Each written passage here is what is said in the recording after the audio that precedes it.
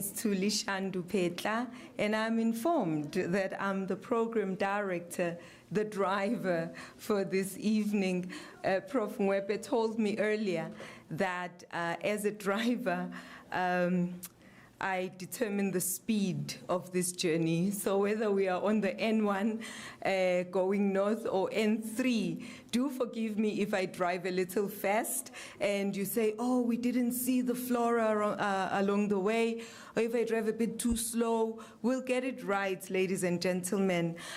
Before we continue this program, I'd like to acknowledge the dignitaries, the office bearers, Buhoshi. I know I'm going to do this wrong, so we'll just save it for Prof. Meiwa to welcome everyone and acknowledge them. Today, this evening, we are celebrating and we are commemorating this very amazing, august, and important occasion of the handing over of the Dr. Pheko collection. Now, do forgive me, ladies and gentlemen, I am a fan. You know when you've seen someone on TV, you grew up seeing them on TV, and then today that person is celebrated. I am kind of a fan, and if I get too googly-eyed and I lose myself in excitement, I request someone to grab me by the dress and remind me that I'm the program director, I'm not here to be a fan. So this day comes on a Friday after a whole week of what we call the Research and Innovation Week at Unisa.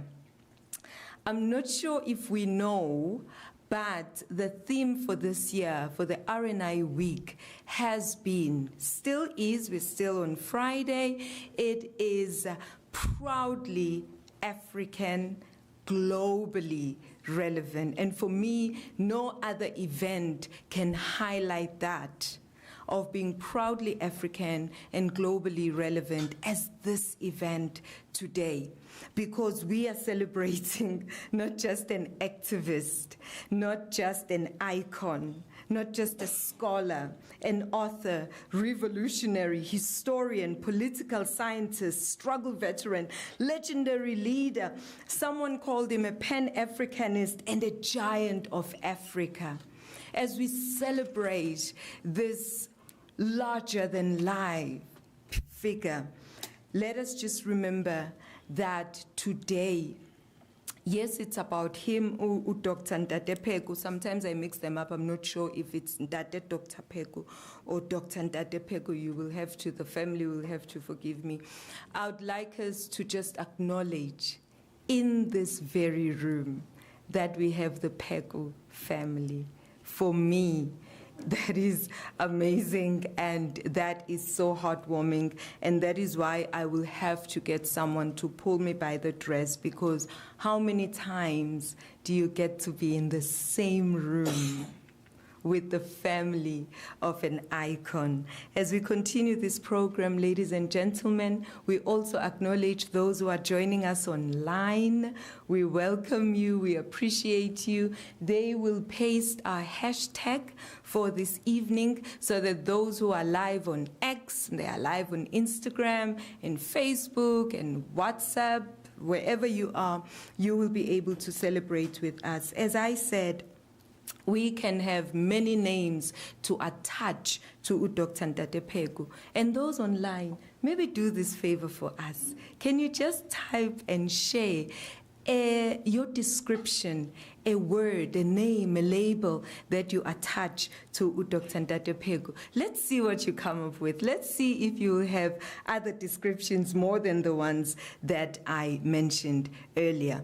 Now, ladies and gentlemen, we started a few minutes late, so let's get to the program, and our speakers know how long they will have to speak.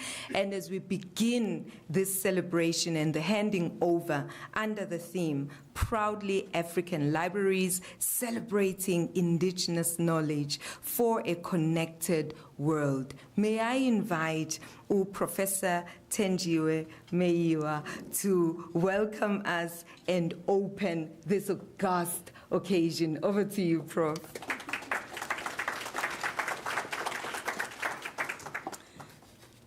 Thank you, Dr. Pheko, should I say that? Thank you, Professor Pheko, actually. It's very exciting. What a day it is. The program director has made reference to it's a celebration. And it's a celebration of freedom. When you think Pheko, you think freedom. And today could not have been the best day for us to do this. Some of you may probably not be aware that parts of Mauritius were still under colonial rule of the UK. 60 islands of Mauritius, about 25 or so hours ago, they were handed back over by the UK government. And for that, we've got to celebrate. It seems like really Pheko's spirit was, we've got to get this done, and get it done today when we celebrate him. Professor Puleng Linkabula, the Principal and Vice Chancellor of the University, in her absentia, she sends apologies. She is in Tanzania, otherwise she would have been here. I must also acknowledge her as well as the Chancellor, Dr. Tambo. I must also acknowledge His Majesty King Joseph Mokgolobotu, who's actually now, should we say you are a Unisa now, Your Majesty. You seem to be living here. We may as well just get you an office, as well as a university card to just indeed make you proudly Unisa. Dr. Libohang Pheko, our keynote speaker and daughter of the late Motsoko Pheko, we're very honored to have you, members of the Pheko family, whom we've met earlier. We appreciate you. The representatives from national, provincial, and local government, the TSF 5 CEO, Ms. Dipuo Musana, she's not here.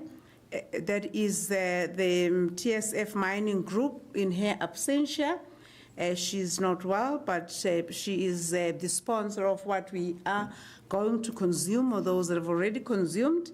She's actually blessed us with that, and her company, TS5 Mining Group, members of Unisa executive and extended management, program participants, academic leaders, deans, directors, heads of departments, representatives from institutions of higher learning, those that are joining us online, and those that are here, civil society and business community, representatives, students' leadership, and representatives, friends of the University of South Africa, online, guests, etc., staff, students, distinguished guests, colleagues, ladies and gentlemen, good evening, Tobalang.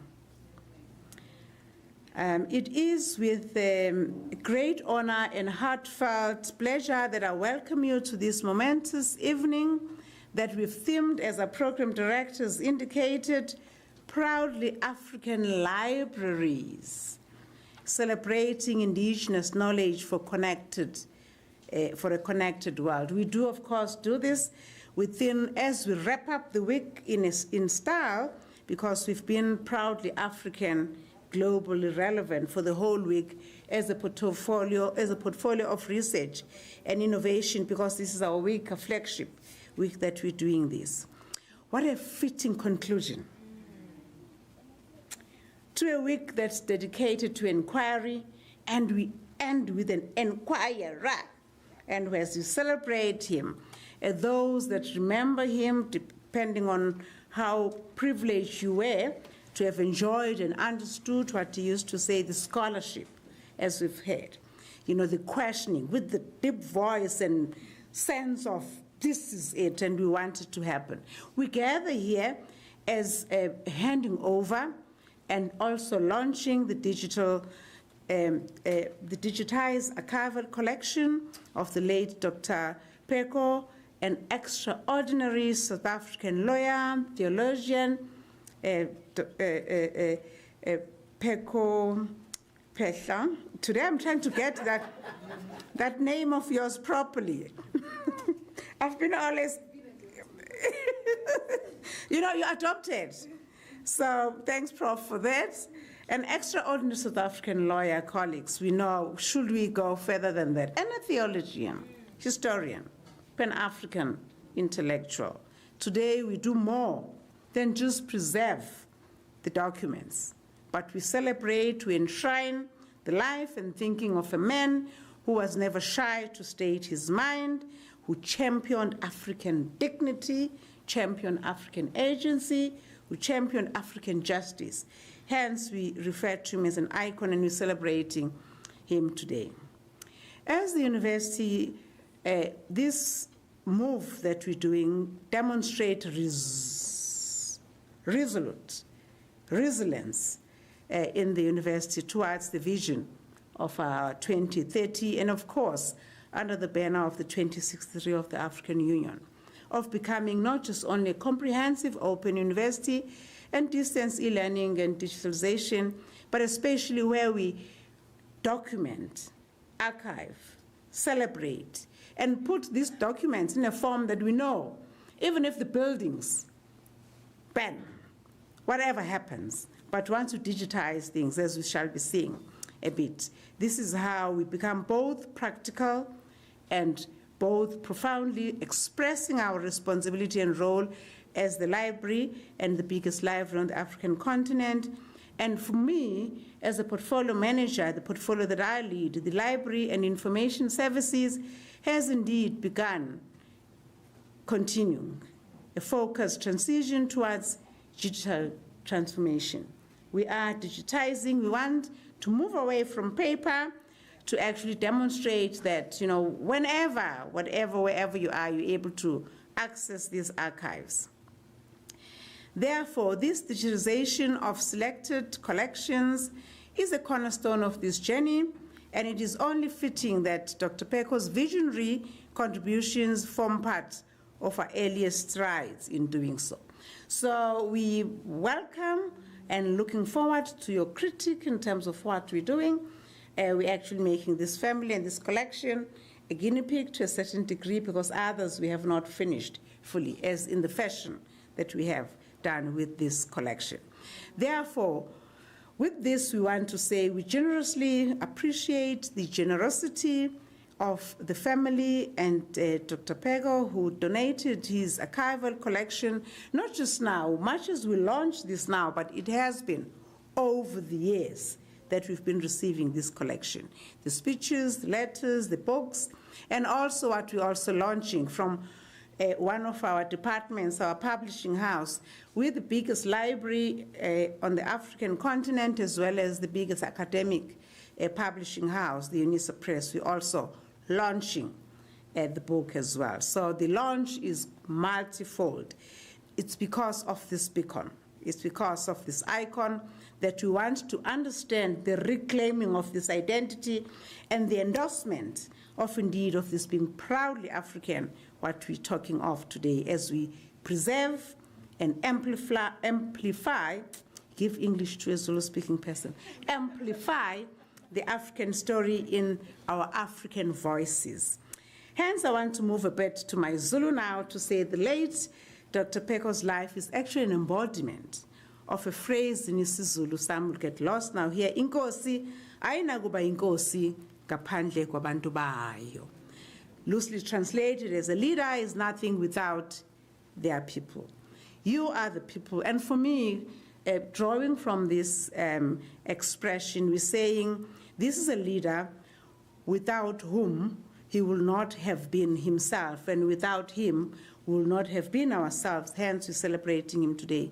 From the grassroots activism to academic discourse, he worked tirelessly to ensure that African narratives were not just marginalized and put on the peripheries, but were mainstreamed, as we shall be seeing and are celebrating this evening. And as I end, in the words of a Ghanaian scholar and philosopher, if anything, Kwame Nkrumah, he needs no introduction. He paved the way that the likes of Dr. Pheko followed. He says, practice without thought is blind. Thought without practice is empty.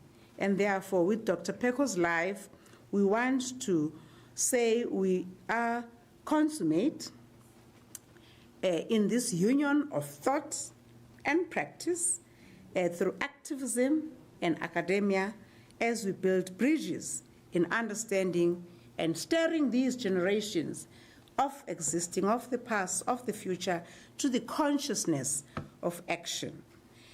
And therefore, I want to say, let's be provoked by what's upcoming from the seat of the big man in terms of what we're looking forward to this.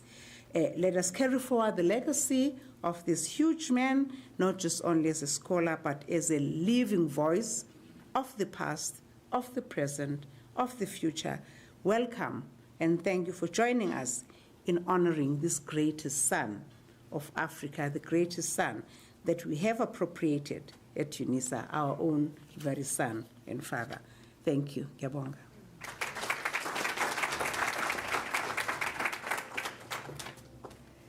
Siyabonga kakhulu, Professor Meyiwa. I hear o Meyiwa o somelihle o Pingosh, somelihle limlombov. That's what they say. Thank you very much for that welcome. Now we are welcome, so feel free to lukulucha, right?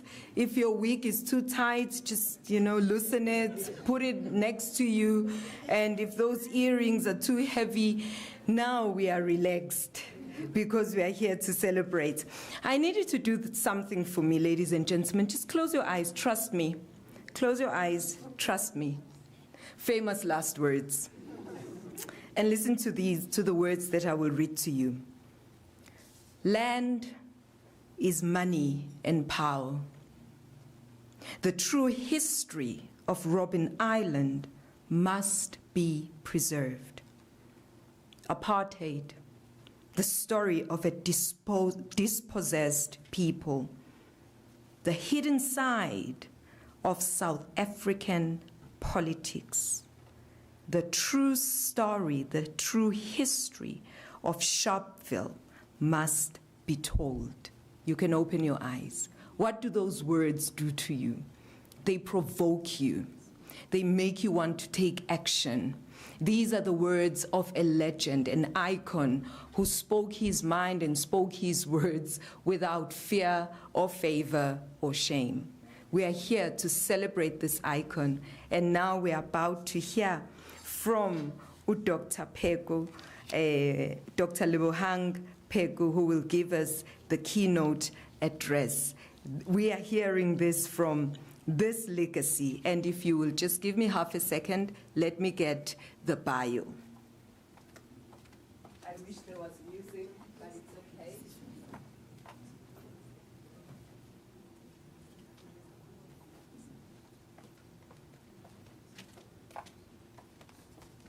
And she's wearing glasses and she cannot see. I did tell you, ladies and gentlemen, that I'm too excited for this podium. My eyes and my ears are just too excited. My apologies. Let us now hear from Professor Mpongwebe. I'll never get this tender again because I forgot to call Professor Ngwebe to set the scene. I apologize, Professor Ngwebe. You told me an amazing story about a man, a boy, and a donkey. If we had had time, I would have told that story as a way of my mea culpas to try and salvage myself from this very, very embarrassing faux pas. Over to you, Professor Ngwebe.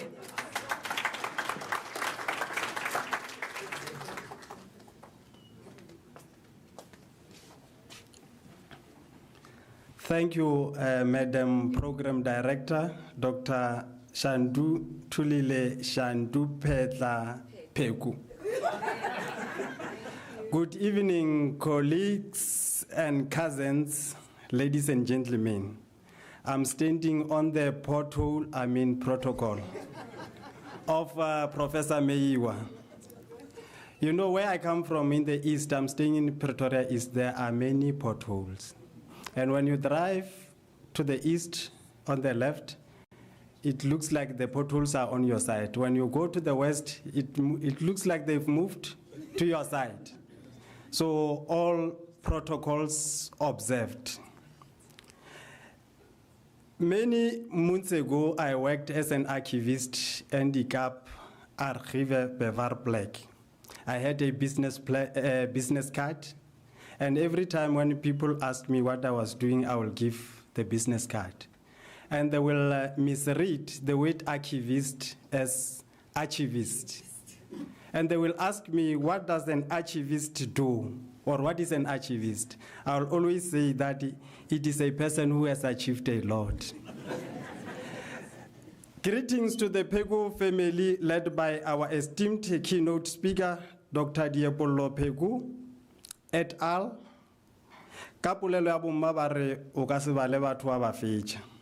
Ladies and gentlemen, I am both humbled and elevated by the honor and privilege to set the tone and contextualize the launch of Dr. Motsoko Pheko Digital Collection. I don't know where to start, but I should start at the beginning. For a Northern Sotho paremologist, if there is anything such as that, says, Bokwa jwaye chupja bolewa kiadinaka. The philosophical expression is loaded, and I'm not going to translate it.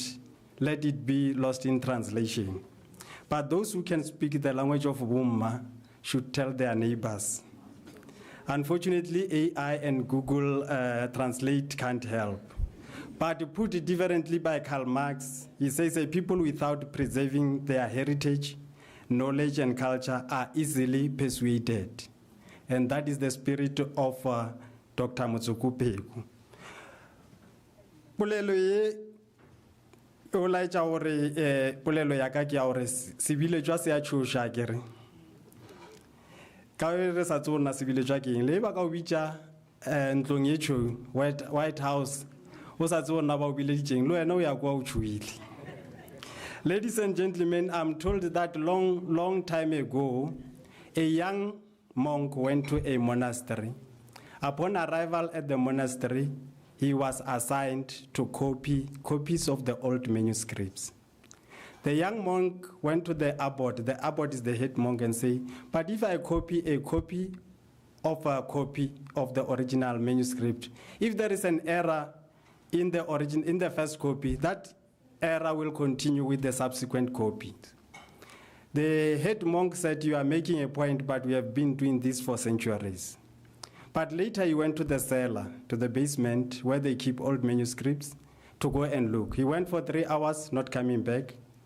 3 hours later, somebody decided to go and check what is wrong with the head monk. They found him leaning against the old manuscript with the tears coming out of his eyes, sobbing and crying. And they asked, head monk, what is wrong? He said, the word is celebrate, not celibate.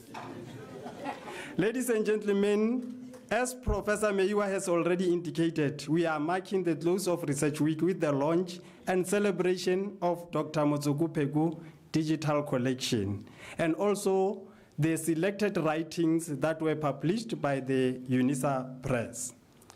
Dr. Motsoko Pheko donated his primary materials, including letters, correspondence, and books that were up to from mid-90s, and in terms of the South African definition of an archive, which define an archive as a record that is older than 20 years. They are now an archives, and then they are in the Unisa archives.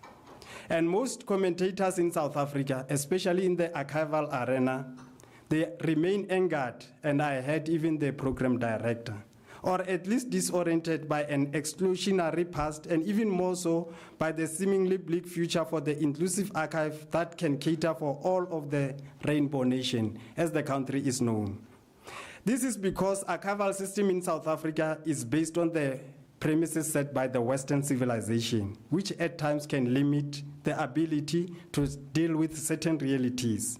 And criticism of the Western way of archiving relates to the fact that such a system only caters for the elites and those who are in power, and therefore perpetuate the elitism, even in critical emancipatory. When we are saying we are free, now the hunters are no longer speaking on behalf of the lion, but the lion are speaking on behalf of the takers.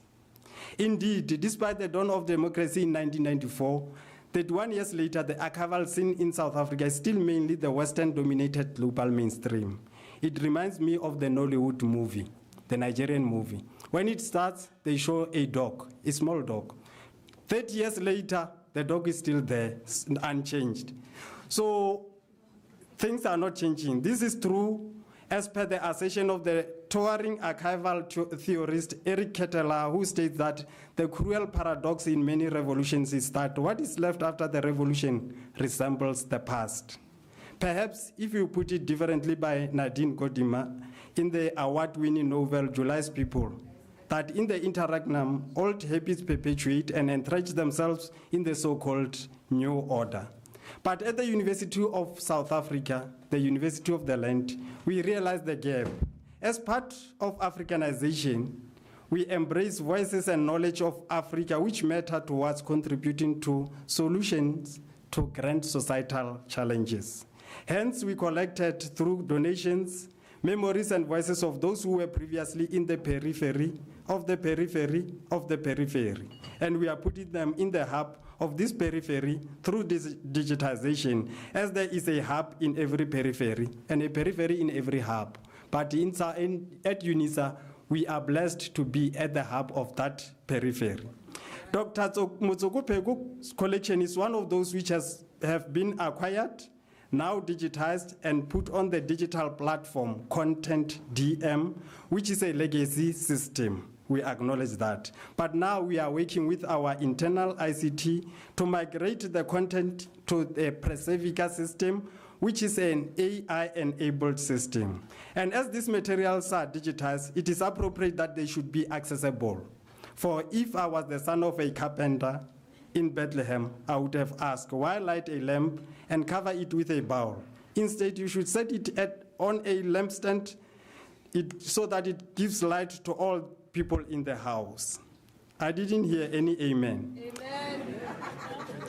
The Dr. Motsoko Pheko digital collection should also be accessible to give light on political issues, religious issues, law, as well as indigenous knowledge systems, as Prof. Meiwa has stated. This is not the end, but the beginning, as the Unisa Library and Information Services has started with a massive digitization. Much more is to follow.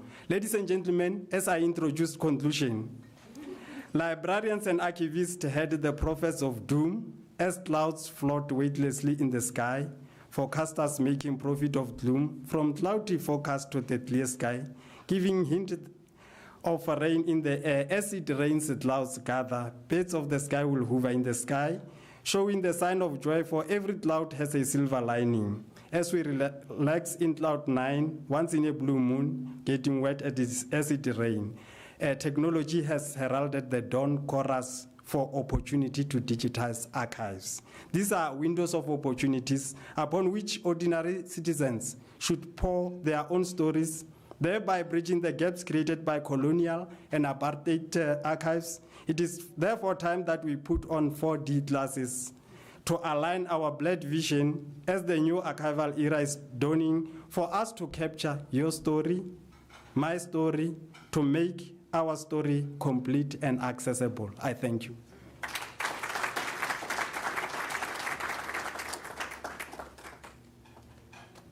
Thank you very much, Professor Archivist, the person who has achieved a lot. And thank you for not translating those idioms and proverbs, because indeed so much gets lost in translation. I'm told there was a speech delivered in some hall, almost like this one, and the speaker who spoke English then announced and declared, "You are called!"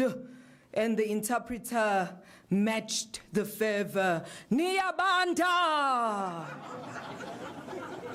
The speaker repeated, "You are called!" The interpreter matched it even louder, "Niyabanda!" And fortunately, there was someone in the audience who went and whispered to the interpreter, "Niyabizwa." Siyabizwa sonke namhlanje to listen then to the keynote address, which will be delivered by Dr. Lebohang Pheko. Ladies and gentlemen, allow me to introduce our guest speaker, the keynote address.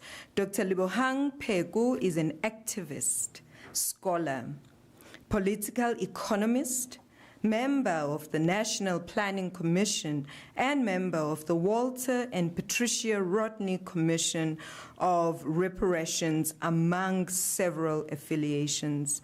In the context of this gathering, she is doing work on liberation memories and the contestations, isiZulu nesiNgisi kuyahlangana, and the contestations of mono-memory.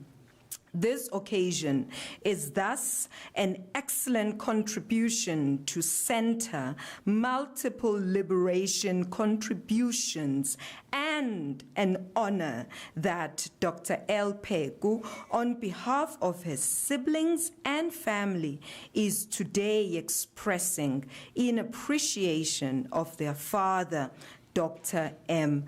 Pheko. Ladies and gentlemen, could we have a round of applause to welcome our speaker? It's a celebration after all. Over to you, Dr. Pheko. Thank you. Good evening. Dumelang sanibonani. Niyabanda. Dumelang sanibonani. Good evening. Manje niyabizwa.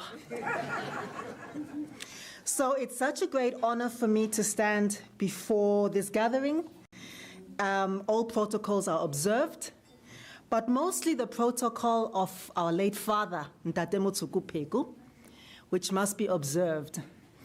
I want to read something that I have penned, which is part of the foreword of the book that's going to be,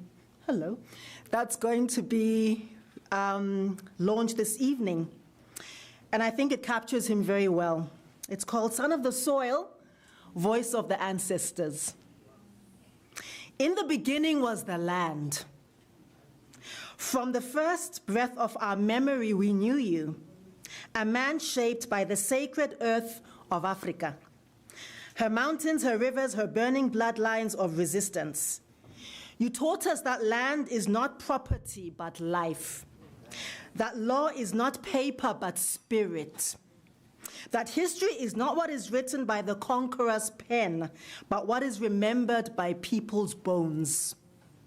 In you we heard the ancient songs that Maketili Wamenza sang as she rose against the British in Kenya. In you we saw the fire that burned in Fumilayo Ransom Kuti's March for Justice.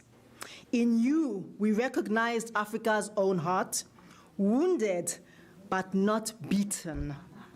You have walked where many feared to tread. You stood before the false temples of empire and colonial distortions. That's for you, Donald Trump. Tearing away their veils, speaking the raw, inconvenient truths that history sought to bury. You dismantled lies with the careful rage of a liberator scholar when you unveiled the real Mahatma Gandhi. You joined hands across time with Marcus Garvey, Josina Machel, fearless in the face of whitewashed idolatries. When you demanded that Africa's language rise again, you stood arm in arm with Misere Gitai Mugo, Ngugi wa Thiong'o, chanting the resurrection of tongues. You refused the freedom chartered by strangers. You demanded the freedom sung by the children of Azania. It is with this invocation that I am privileged to stand here, but I'm also privileged to stand in a huge shadow of a lovely mountain, a mighty tower, an ocean of a father, a universe of a man.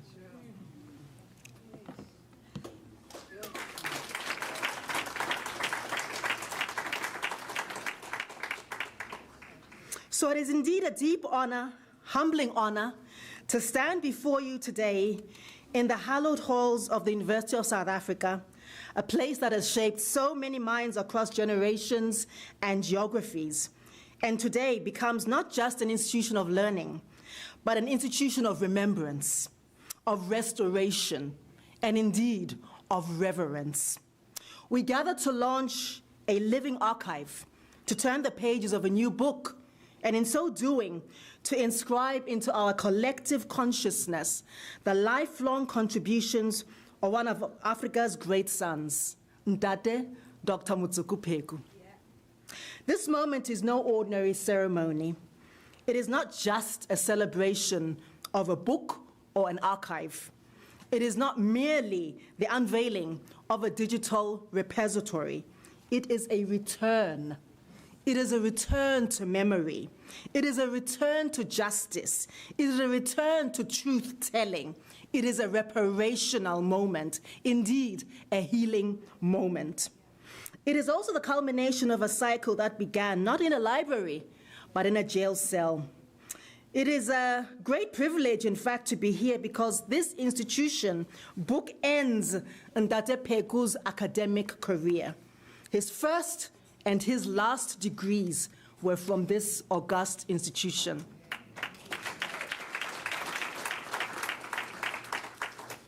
So the first degree from this institution, Unisa, under the most punishing of conditions, imprisoned in apartheid colonial settler South Africa for daring to imagine a liberated Azania. He began that degree not in lecture halls but behind bars. He wrote exams in secrecy, studied under moonlight, and passed courses while people were shackled by a regime that feared black knowledge, feared black theology, and feared the intellectual audacity of the oppressed. It would take 12 years. It would traverse 4 countries, each one a stop on the long exiled march of a liberation theologian, a lawyer, a historian, a diplomat, but first and foremost, a revolutionary son of the Azanian soil. It was earned through struggle, sharpened in exile, and refined by the fire of liberation politics. I'm going to divert a bit to talk about the story of this degree. So it begins in 1960 here, and eventually it goes to Mozambique, so it's a traveling degree, and then it puts it in his suitcase, and it goes to Southern Rhodesia, where it also lands in jail briefly, and then it crosses another border into Zambia. So not only does this illustrate the truly international Pan-African footprint of Unisa, but the kind of tenacious radical scholarship that it seems to be producing. Upon arriving in Zambia, this degree, by suitcase, by backpack, by scarf-tin, as it were, just when he thought that he had concluded, and by that time he had 3 children, 3 daughters. I was already there. I won't give away my age, but I was already there. He then thought he was now completing his final exams, only to write to the institution and be told that actually he was lacking a science degree, a science course subject. 12 years. You can ask, why didn't they say this in year 11, year 10, year 9, year 8, maybe, year 7, year 6, 5, 4, 3, maybe. Okay. Year 2, year 1, even before it had to cross a border in a backpack. But it's okay. No WhatsApp, no email, no Twitter, X, no Instagram, no Gmail, no Google. These are letters that take months to come back and forth. So just when he thought he was done, he wasn't. He then goes back and does an O-level in science, which takes another 2 years, which adds to what would have been a 10-year degree and makes it 12 years. Does he give up? No. Should we give up? No. Niyabanda or niyabizwa? Does he give up? No. Should we give up? No. Then in 2020, on his 90th birthday, and some of us were here that wonderful evening. I think it was for some people the last time they saw him in a public appearance. Unisa awarded Ndade his final degree, a symbolic full circle, a sanctified closing of the spiritual and the academic loop. The prison gave way to a podium, from a prison cell to the university podium, from exile to exaltation, a poetic and a prophetic return. The circle completed. So his life is not a chapter, it's an entire archive, and today we open it. Ndade Pheko stands in the legacy of Pan-Africanist traditions. He stood in a long tradition of thinkers like Kwame Nkrumah, whom he loved dearly, whose work he loved dearly, and Patrice Lumumba, to Walter Rodney, Amilcar Cabral. He believed in a monolithic, united Africa. He taught us that the African continent must liberate itself, not only politically, but economically, spiritually, intellectually, and our epistemology. He would often say, Africa does not need charity, echoing Ngugi wa Thiong'o. Africa needs liberation. He called for technological self-reliance, an education rooted in Africa's needs, legal systems grounded in justice and liberatory jurisprudence, not imported wigs and black gowns. He rejected colonial theology. He insisted that scriptures had been used to justify oppression and yet could also be claimed as a source of liberation. He was a founder of Daystar University, one of the most important liberal arts universities on the continent, now headquartered in Kenya. He was a United Nations advocate for political prisoners, many of whom, in the year of our Lord, 2025, still languish in prisons. Dozens of Azanla and Apla prisoners who are languishing in prison whilst we have the liberty to be at events such as this. And I ask us to sit in quiet contemplation of what that means as they grow old in this so-called new, free South Africa. He was a global speaker from the Virgin Islands to Switzerland, Zambia, Mauritius, Thailand, the United States, and. But he also carried a legacy, this legacy as an act of restoration. Ndade Pheko's scholarship has always been much more than analysis and not just only in ivory towers. It was always an act of restorative justice and liberatory justice. He retrieved erased histories, the empty land myth, the true story of the Freedom Charter, and he restitched them into the fabric of our collective memories. He championed the restoration of African languages, and those who know him will know that by now, akawai tokile ka maleme amangata, Sesotho, Sexhosa, isiZulu, all of it. And not just as quaint relics, but as living repositories of knowledge and of sacred memory. So this evening's book launch and archival dedication celebrates a dual inheritance, a life work, a corpus of over 50 books, 5,000 articles, 5,000. And the academics in the room,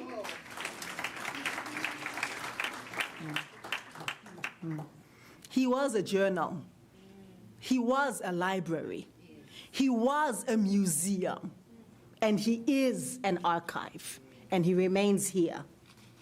That refused to let the oppressor monopolize history, theology, law, politics, jurisprudence, and so forth.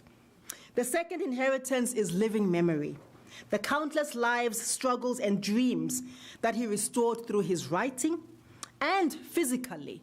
He was one of the few people to take it upon themselves to visit the Azanla and combatants and Apla combatants who are still languishing, these forgotten heroes, the suppressed voices, and he spoke for the reclaimed land.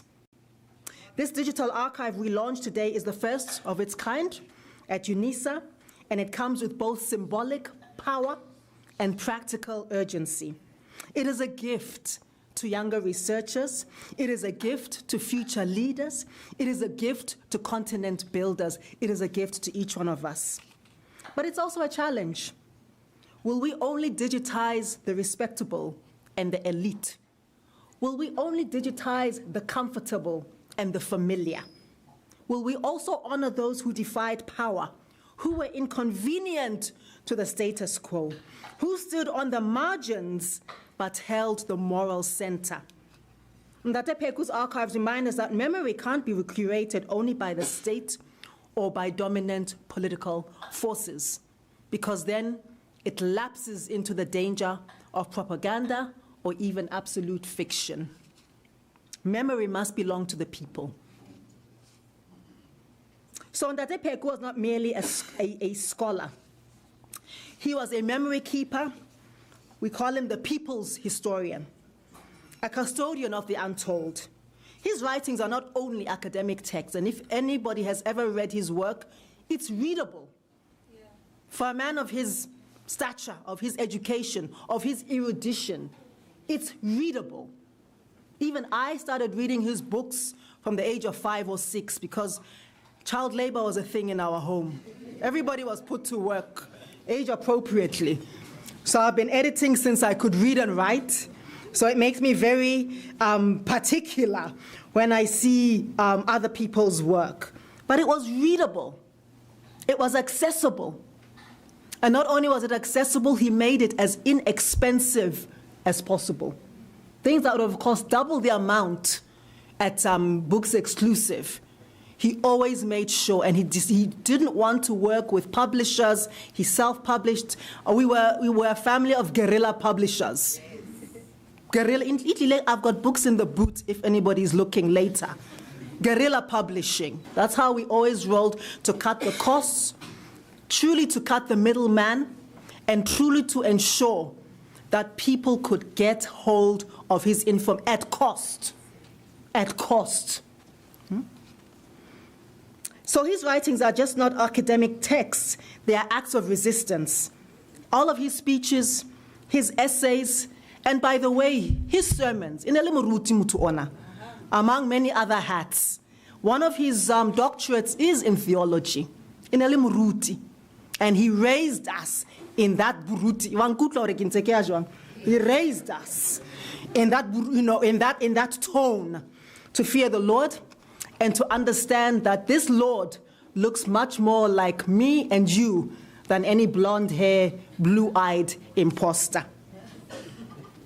All of his sermons also echoed with the sound of decolonial clarity, whether on Pan-Africanism, settler colonialism, epistemic violence of apartheid. He has always written against the grain of imposed forgetting. His scholarship has never served empire. It was always in service of people. His life's work has been shaped by liberation theology, not as a theological abstraction of God over there, but as a lived imperative. That they would give you the shirt off of his back. He would even give someone else the shirt that you bought him off of his back. So a theology that said that God is not neutral. God takes sides. Yes, God does. And in the word of the prophets, woe to those who make unjust laws. Isaiah chapter 10, verse 1. Ndate Pheko also showed us that in the Bible, when read with the eye of the oppressed, it's not a colonial tool, it's a revolutionary text. It's the story of escape from Egypt. It is Daniel in Babylon. It is Jesus, the refugee child, protected by Africa. How do you hide where you do not blend? It is Christ confronting empire, overturning tables, challenging capitalism, rising with wounds still visible. When we talk of the walking wounded, we walk with a Christ who even now bears wounds in his side. We don't have to be perfect to do this work. We just have to be present. Just present. And it's proof that resurrection does not erase suffering. It dignifies it. So these archives are a living monument to an archivist of the African struggle. These archives house letters from prison, speeches at the United Nations, sermons given in refugee camps, essays that span decades and continents.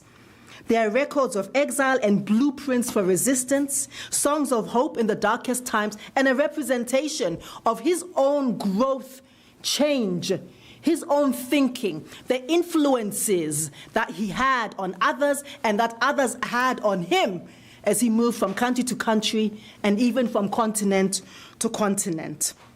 So these archives, we hope, will serve as a counter-narrative to the silences of history. They offer a parallel canon, a canon that can never be found in colonial textbooks. They are forged in a love of Africa and Africa's people. It's no exaggeration, my own bias noted, to say that Ntate Pheko was one of the greatest Pan-African archivists of the 20th and 21st centuries. His whole life is a vault of memory, meticulously preserved, fearlessly defended, courageously shared. If you went into his cupboard, into his room, into his home, he alone understood where every book, every article, every letter, us, we would see chaos. He would see exactly what he needed to see. He knew which row each book was, and it was many. And sometimes you wouldn't see where the logic is. But how go I closer? Hey, he will tell you who was here. Who was here? So between him and my late mother, a neat freak, you can imagine. But he also had the presence of mind to understand that these are not just dusty repositories, as our prof has said. These are living weapons. This is why he had the foresight to deposit all of these writings with Unisa, in the Unisa Library, and also at the National Library of South Africa. Some of his other works are also at Protea University. He maintained a personal website and kept public engagements alive well into his late 80s. And as I say, his 90th birthday would have been his last significant public appearance. And I think those of us who were there that night will agree that he was in absolutely riveting form. He archived because he knew that memory is political and that archives are contested terrain. Our memories are contested terrain. As an example, if somebody walks in here and says that's a blue suit, or that's a dark suit, or that's a gray suit, who is right and who is wrong? Should we negate that the suit is dark? Should we negate that the suit might be gray? Should we negate that the suit might be actually a charcoal blue? Who is right and who is wrong? And the work of memory is to wrestle with textures, shades, colors, flavors even, and not to be seduced by the convenience of mono-memory. Mono-memory is false memory. And memory-cide, I think, is a far greater crisis than invented genocide. So the archiving of our liberation is a radical act, including songs that some people find uncomfortable, but it is an archiving of liberation acts. Too often our stories are excluded from official curricula. Our heroes are buried under nationalist or sanitized narratives.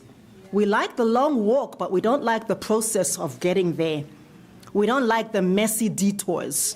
It's a long walk from prison to parliament, but you know that there were some rough gangster things that happened on the way there. For us to be sitting here there were some rough gangster things that happened. Rough. And we know this pattern very well. The erasure of the Pan-Africanist Congress from the dominant narrative of South African liberation, the erasure of Ndate Pheko himself from the dominant narrative of this country. For every bridge, for every statue, at least one or two could have been spared for him. Yeah. The diminishment of Ndate Robert Sobukwe, while others are elevated to mythic status. The lack of institutional recognition for thinkers like Ntantala Jordan, like Sheikh Ante Diop.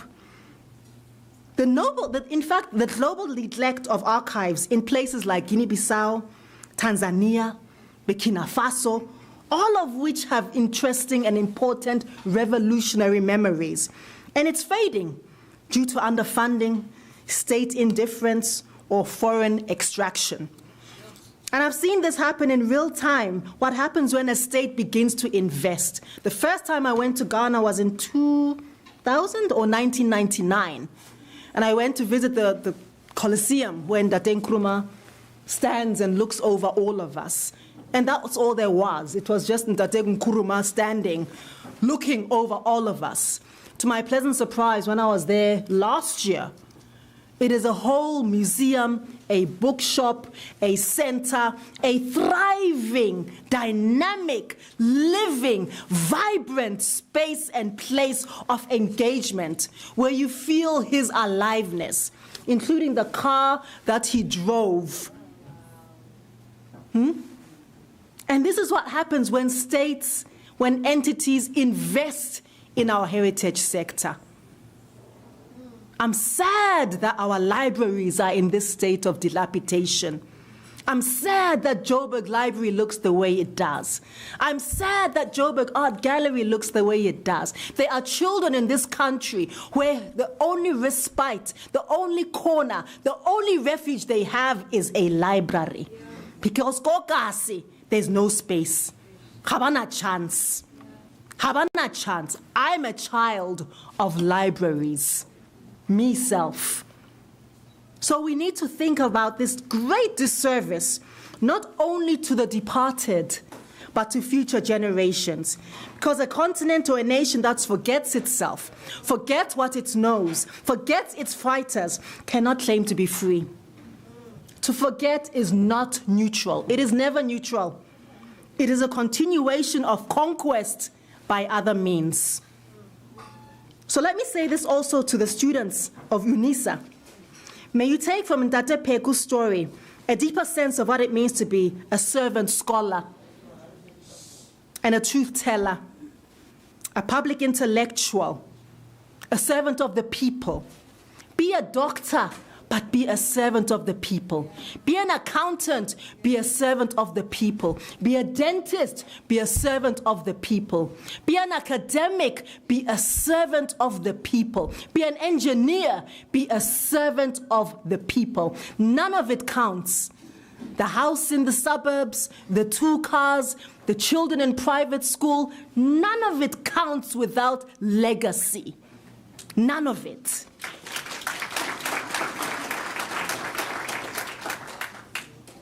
So memory as a liberatory imperative is absolutely crucial.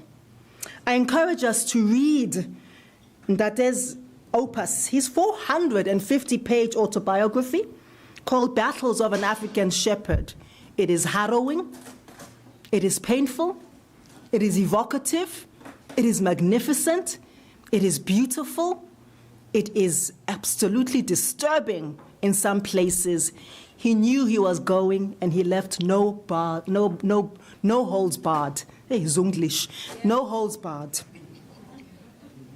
And it's important that we get into his story, because as he often reminded us, the tragedy of life is not in not reaching the stars, it is in not having any stars to reach. And in closing, I want to say and pledge that this book is not the end of your journey. It is a milestone along a path our ancestors carved long before us. We, your daughters, your descendants, we take up your torch with certainty and with conviction. For this is what you prepared us for.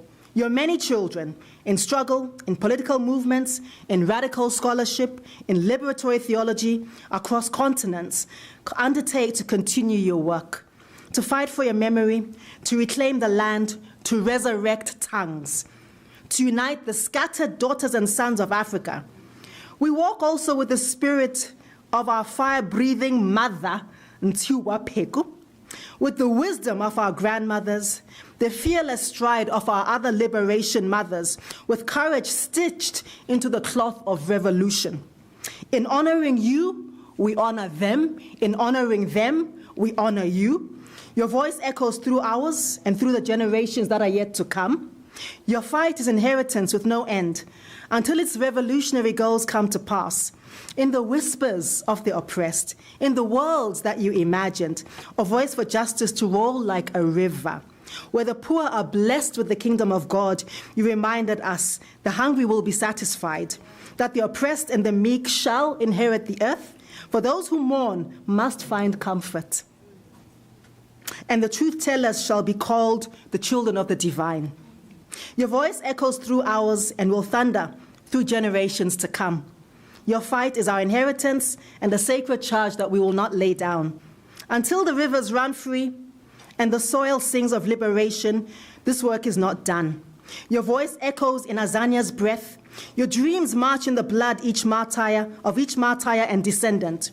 Your fight is Africa's inheritance, a sacred duty sealed by history and spirit. And so we vow, until every stolen land is returned, until every erased tongue rises to sing, until every African child walks in dignity across their motherland, until the river runs free and the soil sings of freedom. It is not done, it is not done, it is not done. Thank you so much.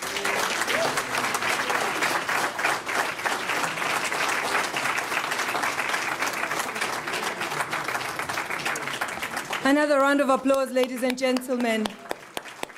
Wow. Can you hear it? Can you feel it? Can you feel it through the pores of your skin? Can you hear it with your physical ears? Can you hear it with your heart? Can you hear it with your soul? Can you hear that voice? It is not done. It is not done. It is not done. Thank you, Mayor Dr. Pheko. Thank you. Thank you so much.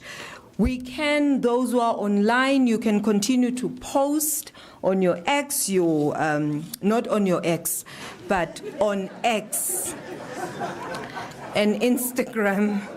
Protect the X's.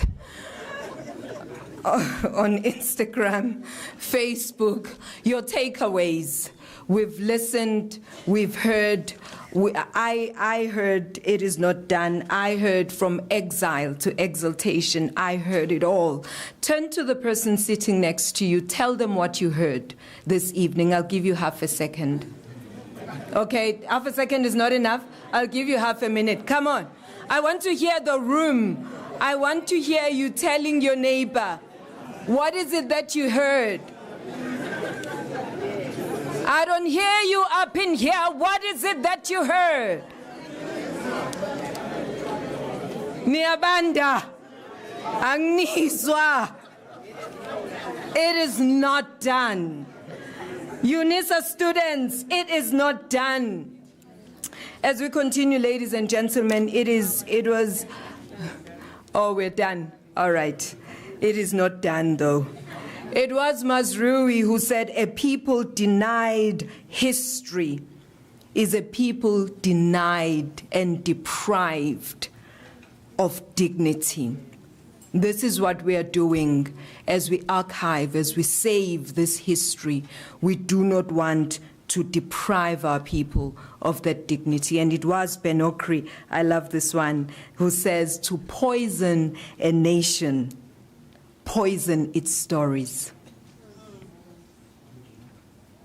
Put another way, to heal a nation, heal its stories. It's the stories that we collect. It's the stories that we tell.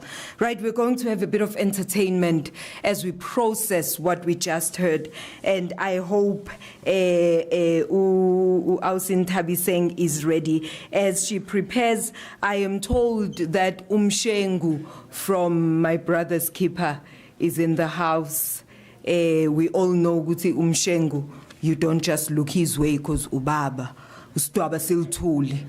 Mshengu, we acknowledge you in the house, and we acknowledge you because we're about to get entertainment from Ausin Thabiseng, Jaros, Jafta.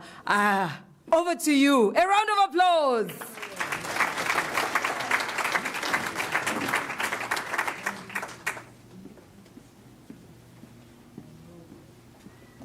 Hey, madume amahle. Sanbonani. Ninjani phofu? Molweni. Niphilile kodwa? Hayi nami ndiphilile. So language is learned. And the best way to do it is to put it in practice. When we go to sleep, we say, ka Sesotho, ha re ise masapo ho beng. Beng ke bo mang? Ke bo mang beng? Mohlomong ke modimo le lekgotla la hae ke ba lopolotsweng kganyeng mohlomong ke manyeloi le badimo ke ba theoileng ho tla re pshiatla mahata hore qhatsola maboko hore fuqa kutlwisiso hore okola lera le re sirileng mahlong hore tsikinya kutlo hore harola letswalo hore phangkhella khotso hore hauhella ka baka la lerato hore tsoselletsa sedimong le hore tisa le hore pholosetsa budimong ba ona.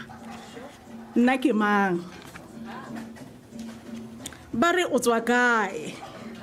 Ha mantilatilane wa jang bohobe wa futswela kang ka metsi a pula thella herutlwe ke thelleleng no ba ke nthabiseng. A child bearing gifts as I trod the earth to unknot life mysteries. Every branch in our family tree has a name. Mohlomong la hao ke Pheko. Fela nna ke theoha khulong la Matselane le Mpho. I am a native to a mother of journeys and a fatherer of gifts. I suckled on a mammoth of inheritance named Lefa, a father to a builder, Ahang. I left the same breast milk for gratitude, Kilabuhile. A delighted rainbow child bringing forth words. Lindwe, my son, shine in union with Bungwe, sister to the changes you see before us, Dipetoho. This chapter is now wrapped by revelations of wealth. Tenulo, Yalihumo, the lineage postia. Bitso lebe kiseromo. Laka, Kintabiseng. Rejoice with me. Bokamuso, our future is bright. Khakaza, khanya. Me hantse re tla jalo ka dipheko tse fapafapaneng nna ya ka ke mona etswang ho ba fatshe se le utlwile hore bona ke beng me ba re na mokete wa manong le tlo uthubaneng. Ra fehla sethotho se sesweu ra se fehla kopong ya bophelo. Ra pheha seretse ra be sa boloko phuthumatsong ya hore wena o phele.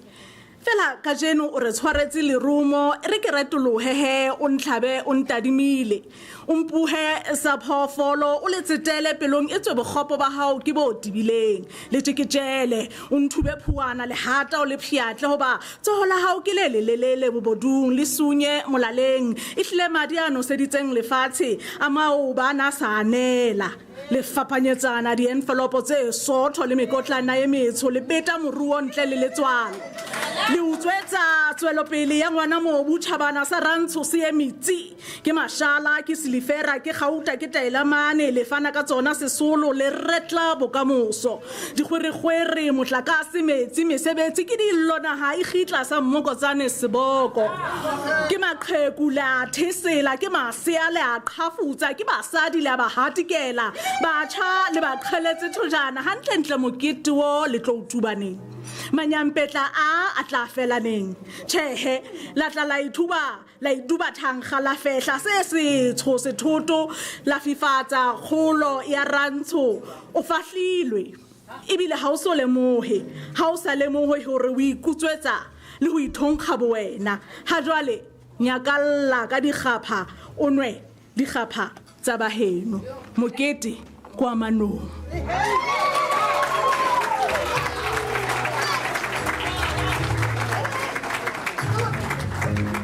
ake simphinde futhi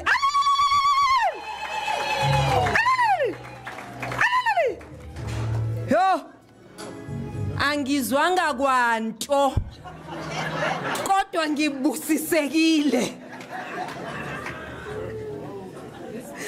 I was moved.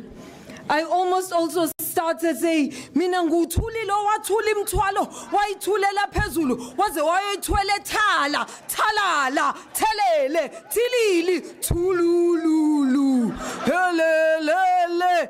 Oh my, I am revived. That was powerful. Thank you. Halala. Siyabonga. Hey. Yes.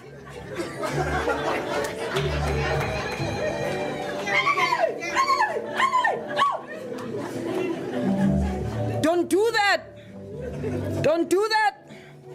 Siyabonga.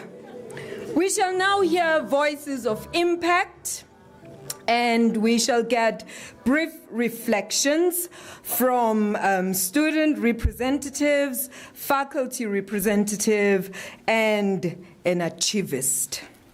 So let us allow Mr. Aphiwe Dlamini, who is from the National Student Representative Council, because this is a young person, it will be really, really lovely to get a bit of music. The DJ warned me sternly to say I should not say we need music, I should just signal. So I'm signaling. Over to you, Mr. Aphiwe Dlamini.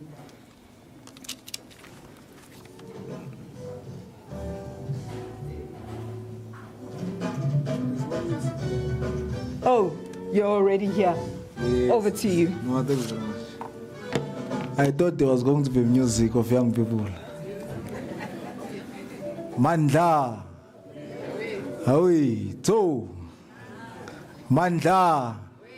Awi, to. Izole to. Here Africa. Izole to. Here Africa. Thank you very much, everyone. Esteemed guest, Professor, the Vice Principal of Research, Professor Meiwa, members of the University Executive, Extended Management present here today, to our students and everyone, good afternoon. Sanbonani. Ninjani. My name is Aphiwe Dlamini, the National Secretary General of the National SRC, who's currently leading 400,000 students of this university.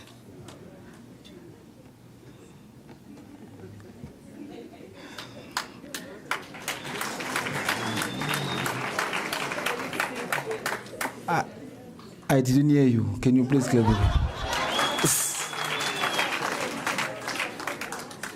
It is my profound honor to stand before you as the voice of the youth on this historic day, the launch of Dr. Motsoko Pheko, a digital archive. Dr. Pheko was a distinguished scholar, a warrior who taught us that writing is fighting. His work, like the hidden side of South African politics, are not just books. They are an act of resistance that shows our pain as students, our resistance, our power. because to know our past is to own our future. As young as we are very inspired by the work of our doctor that we call as revolutionaries. Amongst Dr. Pheko's many towering contributions, his unflinching dedication to truth and justice stand as his greatest monument. A lawyer, historian, and a librarian stalwart, he dismantled colonial myths with the precision of a scholar and the fire of a revolutionary. We always say when we mobilize Unisa students that you must always speak truth to power and never be shaken whenever the condition dictates otherwise. His work teaches us as student leaders and activists, as young activists as we are, that we must always soldier on and be rigid in what we always believe. His seminal works, The Hidden Side of South African Politics, expose the systematic violence of apartheid, not as aberration, but as design. Forcing the world to confront uncomfortable truth beyond the pages, he lived his conviction as a leader of a Pan-Africanist Congress, an advocate for land restitution, and a voice for the marginalized. Dr. Pheko taught us that history is not a passive record, but a weapon. And in his hand, he became a shield for the oppressed and a blueprint for liberation. We thank Unisa for leading this great initiative, because now a child in Khayelitsha will have the same access as a scholar in Berlin. We request, because this is not enough, we request as the students, as young as we are, that there's more that must be done to digitize local collection to benefit the youth of this continent, and such kind of material should be made available for us. The Fees Must Fall movement proved our fearlessness as the youth of this country, yet our struggle remains undigitized. Our history is locked away. Today we confront two betrayals. Our stories are imprisoned. Dr. Pheko's work gathers dust in archives we cannot reach, while foreign universities exploit them. We pay to reclaim our own history, while outsiders profit from our narrative for their degrees and careers. This must break this chains. And I repeat, this archive must break these chains. This cannot be another look but don't touch monument. To all students present here, these archives must reach every student in this university. It cannot be another look but do not touch monument. The youth of this country must demand that we must have a free access to our history. No paywall, no bureaucratic barriers. There must be community promotion where a child in Newcastle, in Qwaqwa, KZN, must know their own history. Take Pheko's work to township and rural schools. Let's initiate youth-led dialogues. Let us teach each other not to wait for academic elites. Dr. Pheko warned us, and I'm happy in conclusion to say this. People without history are a vehicle without an engine. I repeat, people without history are a vehicle without engine. Our task is clear as young people and as students, as aspiring academians and aspiring scholars. Let us study not as a passive learners, but as a future historian of our liberation. Let us write. Let's flood Wikipedia with our truth, publish every space in every corner. They are not going to deny us as young people. Let us fight and protest when our knowledge is gatekept. This archive is not a gift, it is a reparation. Let us honor Dr. Pheko by using it to ignite the fire he lit in all of us. Amandla! Away, so.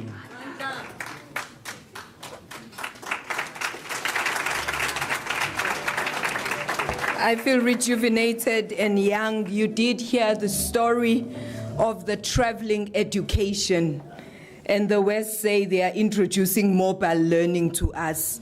Dr. Pheko introduced us to mobile learning. Let us hear from faculty representative, and DJ, I'm not looking at you at all for that song. Professor Tendai Sithole, over to you, Prof.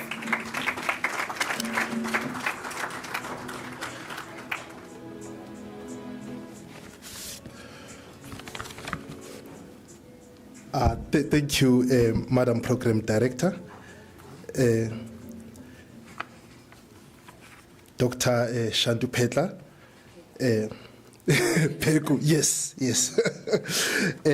Members of the university, executive and student management present, Professor Meiwa, our esteemed keynote speaker, Dr. Lebohang Diepolo Pheko, who is the daughter of the late Dr. Motsoko Pheko, and all family members, and everyone who is gathered here, ladies and gentlemen.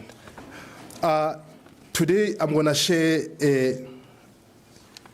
my short critical reflection, because I just chose to work off a script, and I have titled this Reflections on the Matter of the Archive in 5 Senses.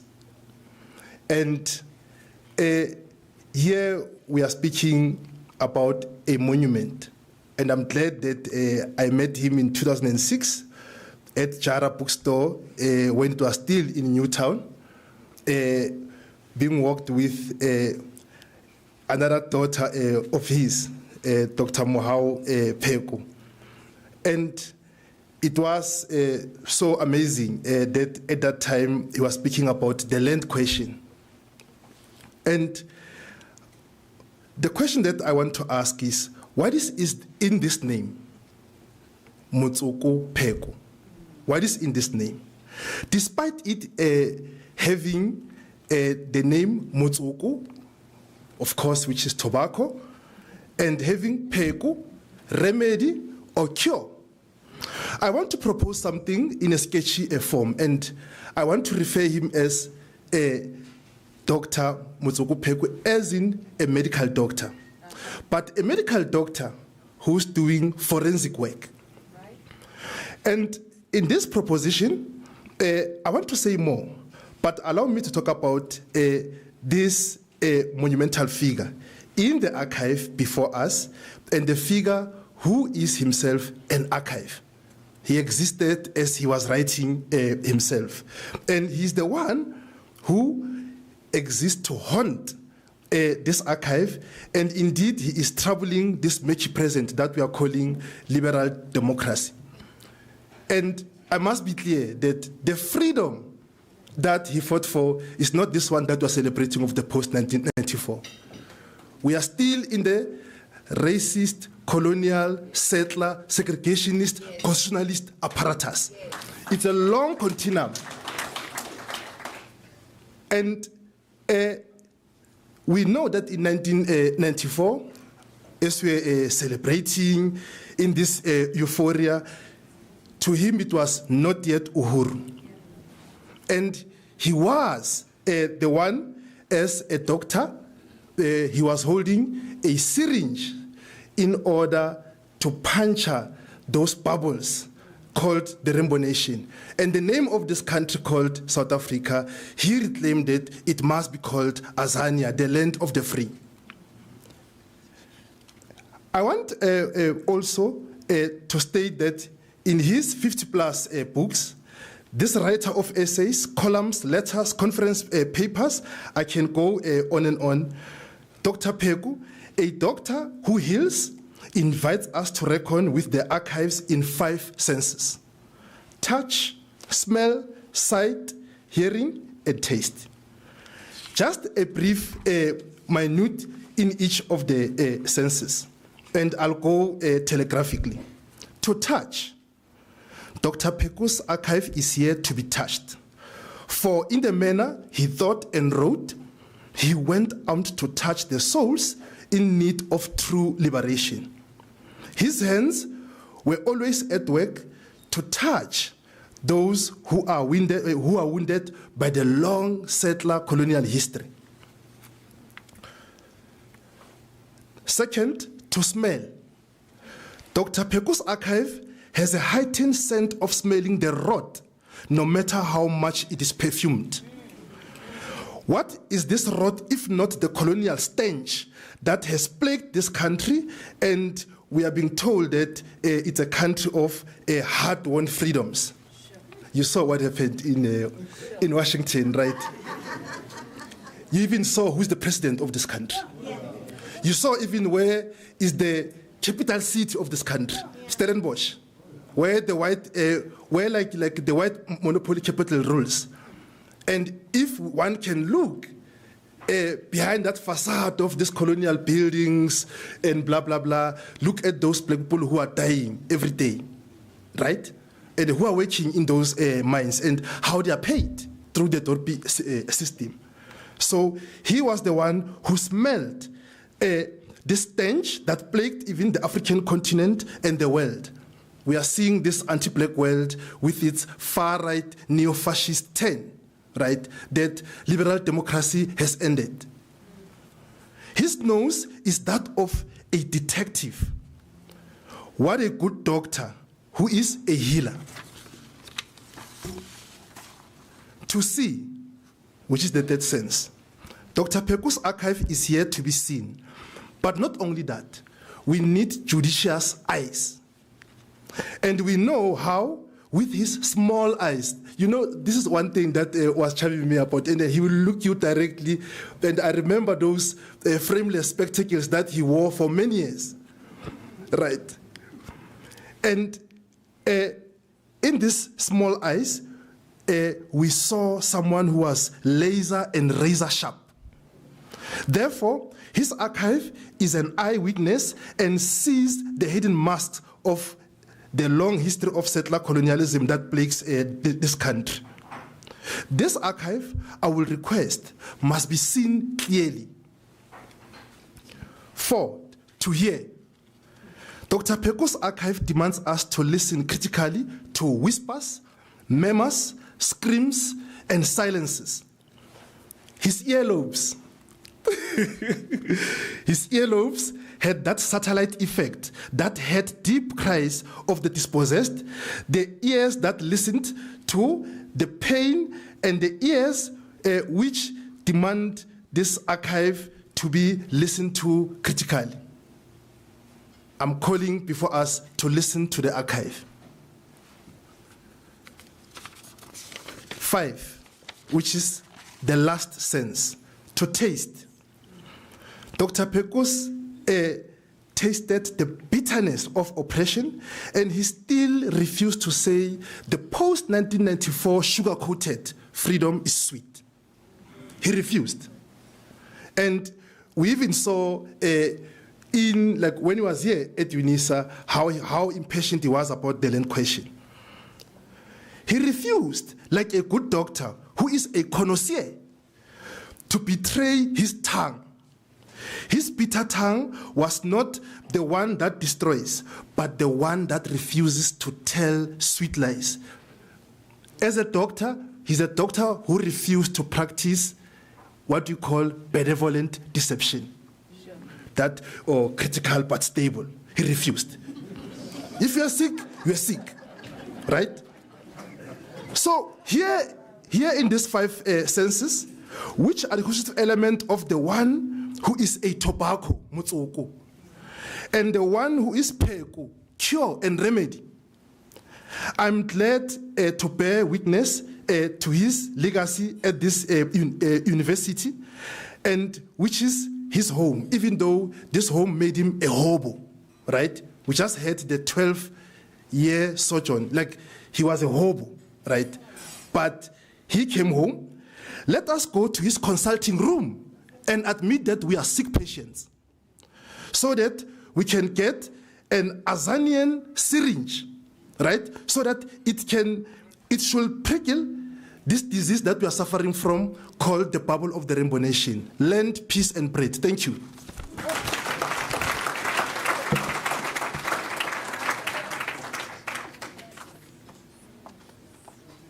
Yeah.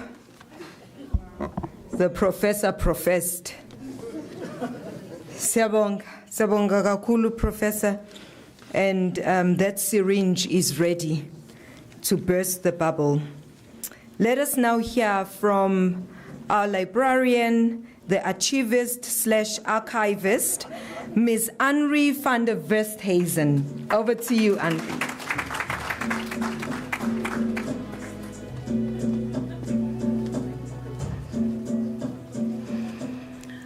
Thank you, Madam Program Director. Good evening, ladies and gentlemen, distinguished guests, members of Unisa Management Committee. Thank you for the opportunity to speak here about the impact of archival donations. Whoever is attending this function tonight has not received a WhatsApp, an email, or something on Facebook telling us that our favorite celebrity has died. Oh, shock, horror, only to find that it is completely devoid of the truth. We have been hearing terms like fake news, false information, misinformation, and disinformation more frequently, and we must verify what we read online before spreading rumors on social media and messaging apps. This begs the question, what will be preserved in the future as the permanent archival record of our times? To quote Angelo Fick, the director of ASRI, the Annual Social Economic Research Institute, the archive is not a luxury in a society with the traumatic history that South Africa has. It is an essential treasure in the age of misinformation, concerted campaigns of disinformation, and rumor-mongering, served up as information provision. So how do records actually land up in an archive? Records are deposited in the archives via three methods. Firstly, acquisitions, but we are all cash-strapped, so we cannot really buy anything. Transfers from the mother institution, or in the last method is via bequests or donations. I will be focusing on the importance of and the impact of donations. In the first place, archival donations assist in preserving history and cultural heritage. Original, unique correspondence, photographs, and oral histories are crucial to understanding and interpreting the past and to navigate our future course. Those who cannot remember the past are condemned to repeat it, in the words of the Spanish philosopher George Santayana. In the second place, archival donations support research and education. Archives preserve primary source material, that means original, unpublished, and rare material for academics and researchers to explore various topics, not only history, but also culture, theology, philosophy, architecture, archaeology, languages, etc. Researchers and academics are exposed to diverse perspectives in the archives by reading wider, and are confronted with ideas that may be contrary to what they have been used to. The Dr. Motsoko Pheko collection will certainly contribute to a deeper understanding of South African history, culture, and its relevance to contemporary issues. The collection had been received as a paper-based collection and went through the digitization process to put it online. Digitization is a resource and labor-intensive process that involves more than just running the records through a scanner. The advantage of digitization is that the information can be made available online and reach a much wider audience. And to also note, Unisa has purchased a digital archival preservation system to enable the permanent preservation of these digitized and electronic records. So meaning in the future, hopefully 50 years, 100 years into the future, the digital records will still be preserved and available as it is now.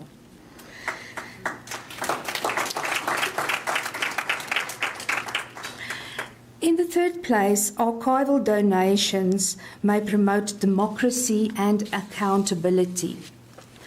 Donations to an archives repository give a researcher a broader understanding of other records held by government institutions and private bodies pertaining to decisions reached and actions taken. This enhances the accountability of the government and big corporations to the citizenry and is essential in a country where the inhabitants have faced significant injustices, abuse of power and corruption. The Dr. Motsoko Pheko collection displays his dedication to the pursuit of justice and freedom. Collections publicized by the archives may lead to reconciliation, social cohesion, and the development of a fairer society. No wonder the terms archivist and activist are sometimes confused with each other. So lastly, donations promote community outreach. The organization of workshops, exhibitions, and providing access to information can create opportunities for community engagement.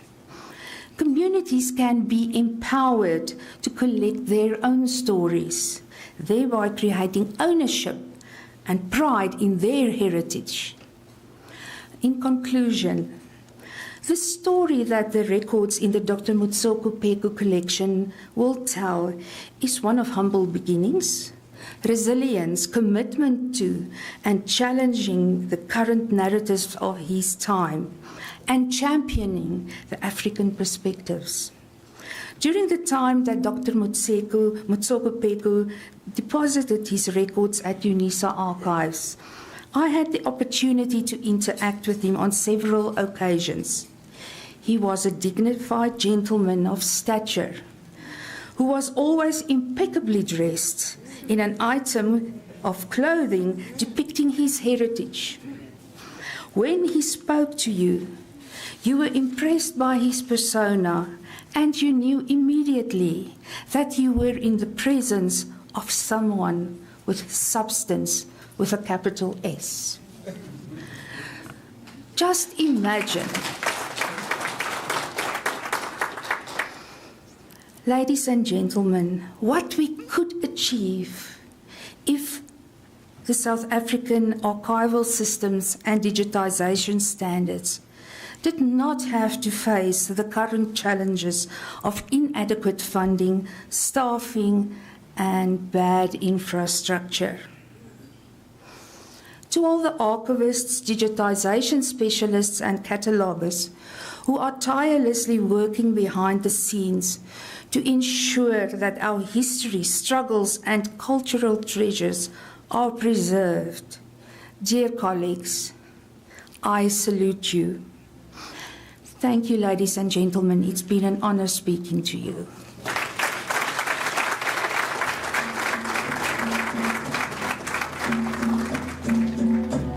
Thank you so much. We thank you. We appreciate you. Thank you, archivist, activist, archivist. There we go.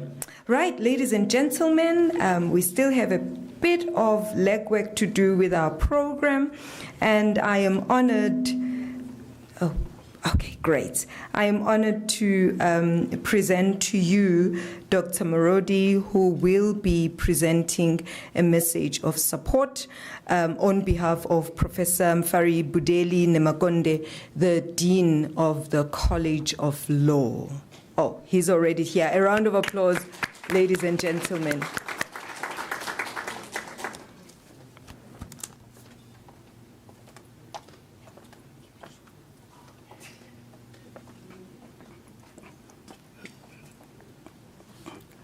Good evening, ladies and gentlemen. Dumela. Ra leboga. Indeed, Madam Program Mediator, thank you very much for the opportunity that has been afforded to the College of Law, the college in the country that doesn't have a name but a direction. All protocol observed. Honorable Prof. Meiwa, thank you very much also for this particular opportunity. And also Dr. Lebogang Pheko on the family also is that I remember it was around the 13th. It was the 13th of in 2020, around the time of what you call, I think it was November, when the College of Law played a significant role in honoring one of Africa's finest warrior. We are in that particular space, Dr. Lebo Pheko, that you spoke about APLA members are still languishing in South African jails.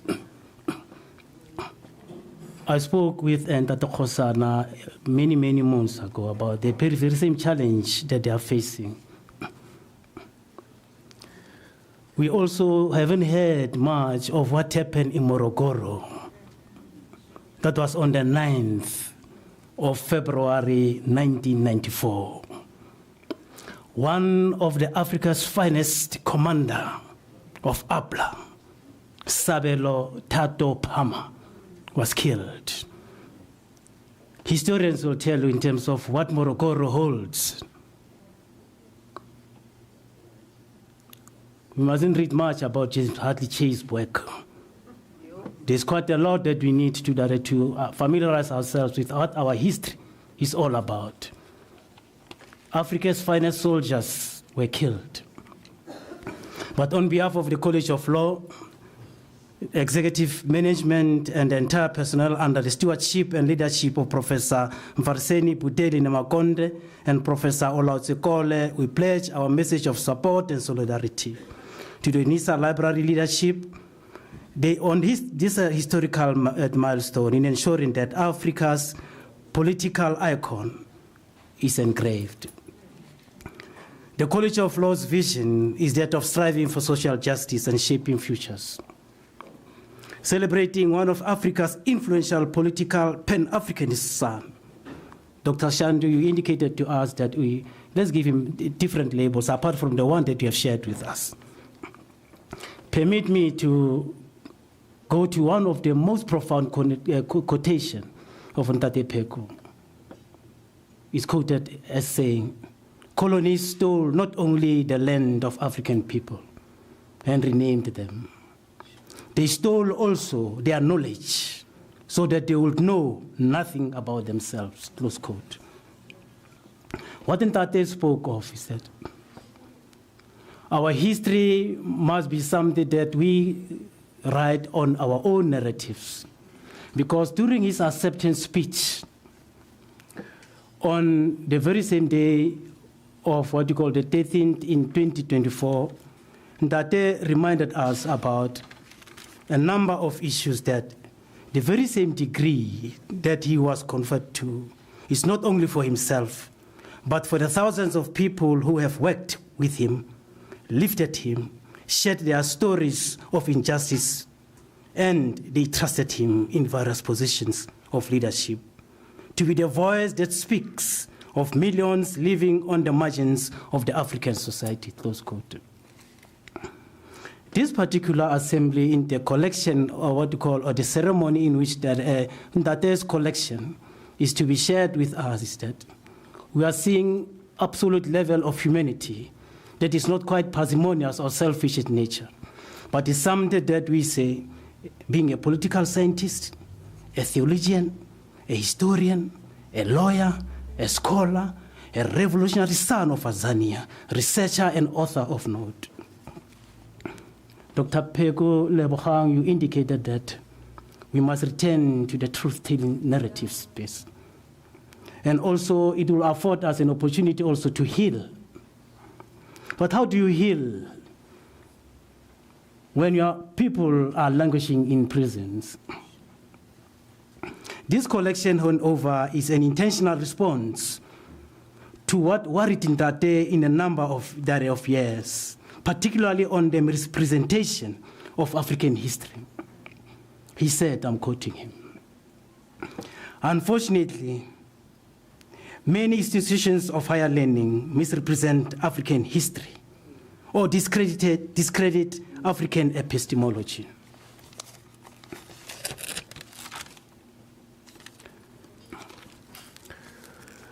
There is not only what you call a history of Europeans, this is only the history of what you call Europeans in Africa, and the rest in darkness, and darkness is not the subject of history," close quote.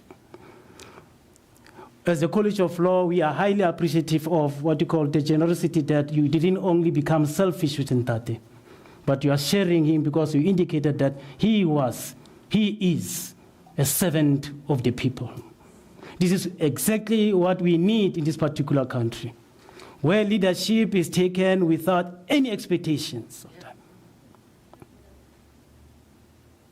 These are some of the ways which are also shared also by Solomon Kalush Matlangu when he died. He said, "Tell my people that I love them." How much do you love our country? How much do you love your country? How many of us are patriots? But it's another day talk. But what I'm saying to this particular assembly is that we appreciate the selflessness of the family in sharing everything that Ntate stood for. And we are in that particular space of saying we need, in an apologetic stance, that transformation, in as far as curriculum is concerned, it's something that must be approached in a very, very unapologetic way. Thank you, ladies and gentlemen. Thank you very much.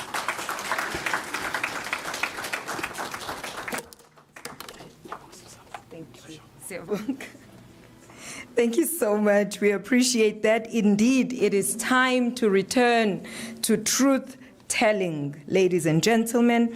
Let us then ngesizulu sithi ukuthi qhabu nje sehlise the speeches and the reflections that we've received.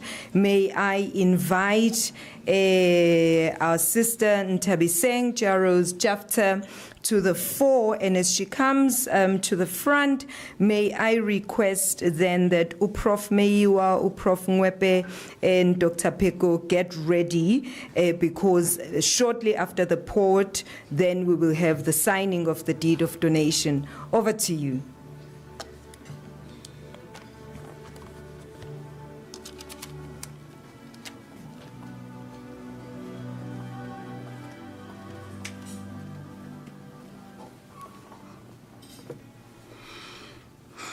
Senzeni na. Sage. Sanze ke tshwere dipheko. Sage ka Sesotho hana keng. Ka Sezulu ba re ke mpepo. Ka Setswana ba re ke mpepo still. So utlwadi.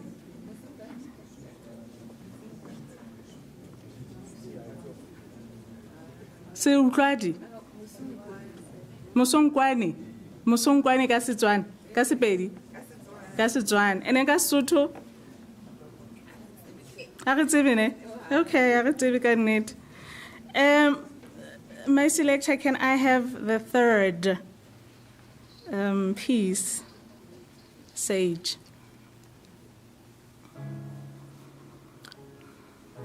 Thank you. So these pieces are from a book called Alora. She dreamt poems in many tongues. We'll talk about it a bit later. For now, Pheko eke tshwereng ke mpepo. Sage. I do not only burn it to cleanse the space before you, for I have felt your aura across the room, This space is a sacred one. You have come to the right people. Like Moses, you to leave your sandals by the door. These grounds will hold you. Lay on the grass, particularly when you're feeling out of balance and out of breath. You have come to the right people whose consciousness are that of enlightenment. They light the sage because they too are it. So tandaza wena, rapela, tandaza, rapela, rapela, rapela. I am one too. Mantra, disciple of scribes written on my forehead, heard on my tongue, commandment and authority was placed in my hands at ancient of times, time to reclaim it and manifest. My spiritual wand was placed in my hands because I am here to build, heal, and teach. And I know you are one too, a sage. So tandaza, rapela, a sage. Come on now, tandaza, rapela, tandaza. Sansili Pheko, guys. Rapela, rapela, rapela. Because we are ones too. Those sages, a clairvoyant who speaks visions of life, who catches dreams with eyes wide open, for not even the night can darken your thoughts. Voices and songs rise, pictures so clear in articulation. A world of its own, guarded and guided, because they too are it, a sage. So rapela, tandaza, rapela, tandaza, rapela, rapela, tandaza,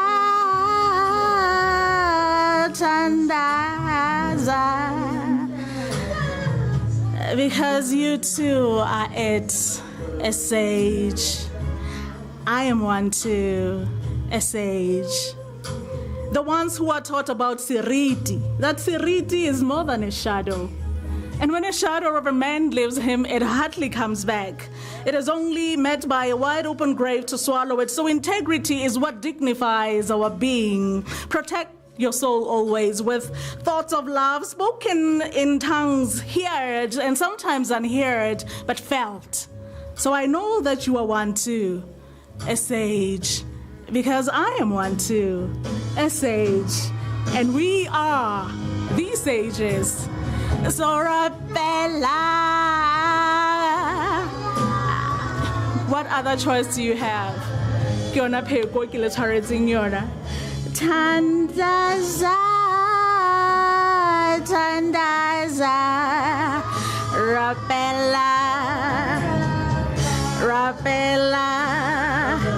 Rapela, rapela, wanamobu, rapela.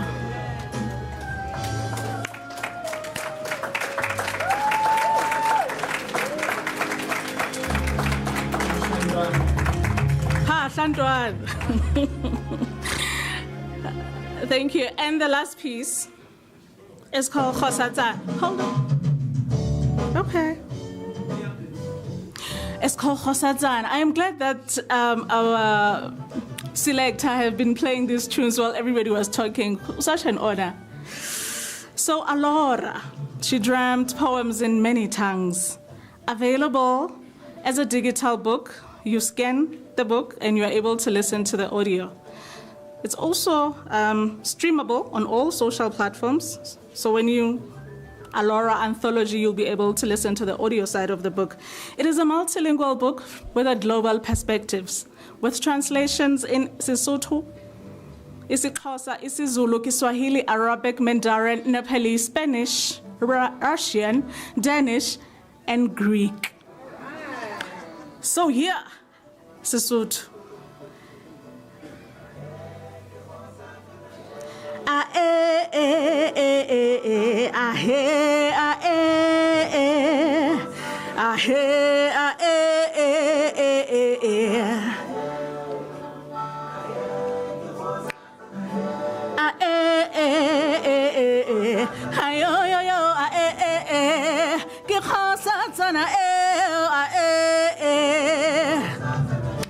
Ekare ke o bona mohlang ho, mohlamonene. Mekgabo ya Basotho o ipepesitse tethana theka le dutse matswele se ka dithaba emipepeneneng maeshweshwe ka seshweshwe a se tenne mebala metla hakalo seana marena yona kubo ya bohadi fielo a le thathe moseme a o lohe a rotse hona modianyewe a imametse pela mehala di itwe palesa tsa naheng a se bote seboko mangwana hae a feleditswe ke nkgono wa tsona ditloholo le ditloholwana a boka ba seng ba fitile le ho leboha tlatla matholo mohlodi wa mahodimo le mafatshe hoba le fihlile ka jeno tsa tselo Mosotho a ikgopolang e bila kgaba ka boikgantsho ba seo a leng sona Setswana mantsho ngwana ntshwana tsatsi ba re mmao ke mobu ntatao ke peo ahe ke khosa tsana eo ahe ke khosa tsana eo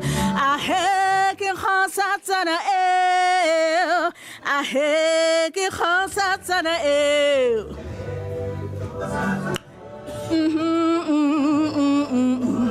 ayo yo yo ke khosa tsana eo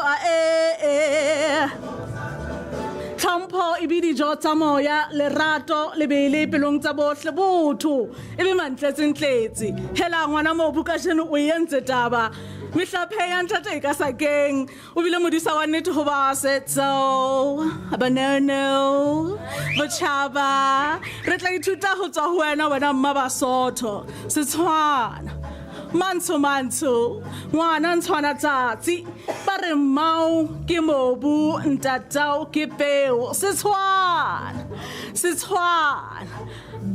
ba re mmao ke mobu ntatao ke peo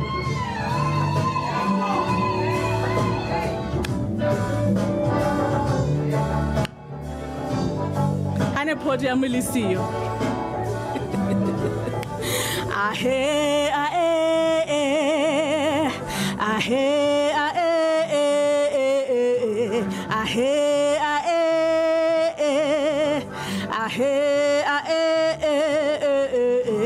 ayo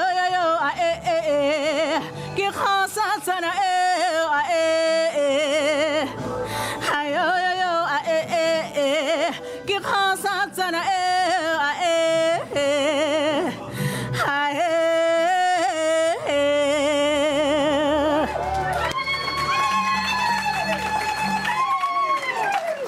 The book is available on Keynote, exclusive books, and bargain books. Allora.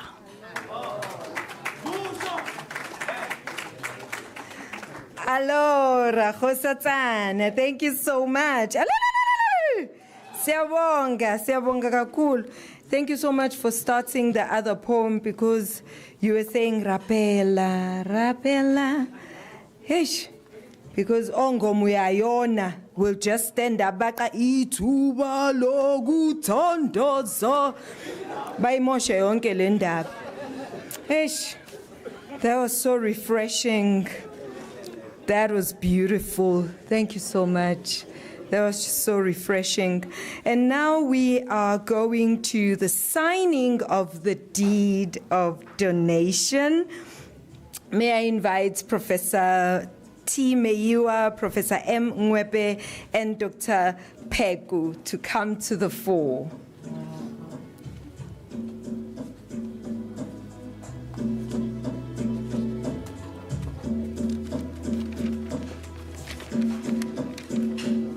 That way.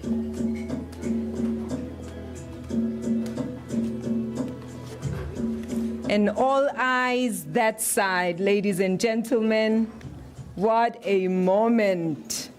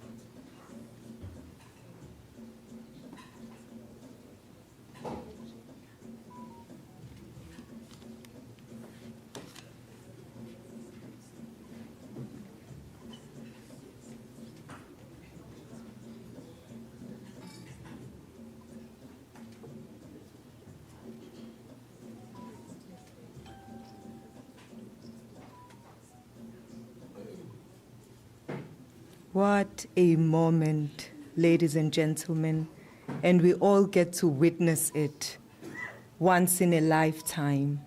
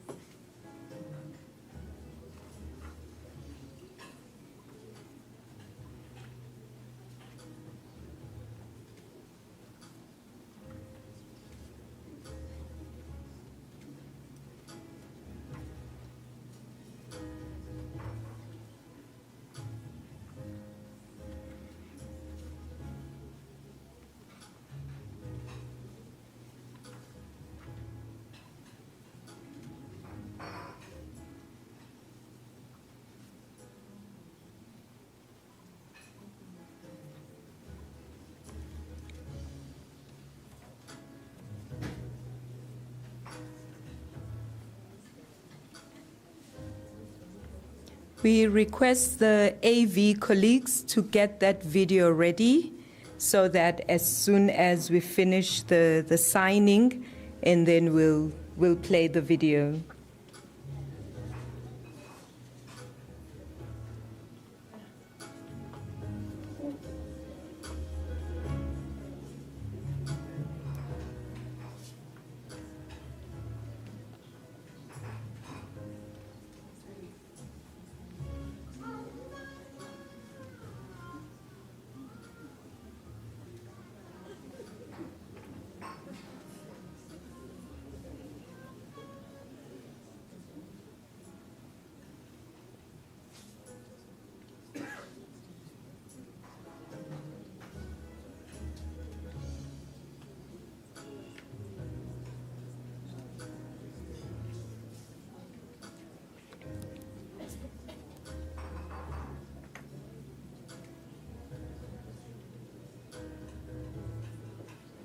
And ladies and gentlemen, let's make this event trend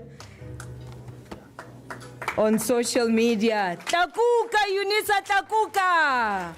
Takuka, Pheko Legacy, takuka. And now we exchange. I'm going to move away so that I don't photobomb the pictures. There we go. Thank you. That's it. Thank you. Thank you. Done.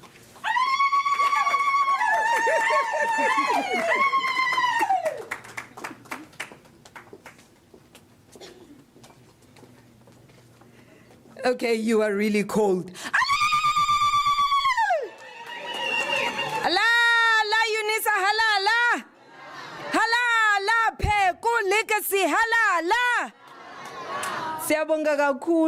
Could we have the video, please, ladies and gentlemen? We're about to play the video of the launch of the collection and handing over of the Dr. Motsoko Pheko collection, and it is in video. Over to you, ladies and gentlemen. It's ready. Can someone dim the lights for us, please, if possible? We don't have popcorn, but dim the lights, please.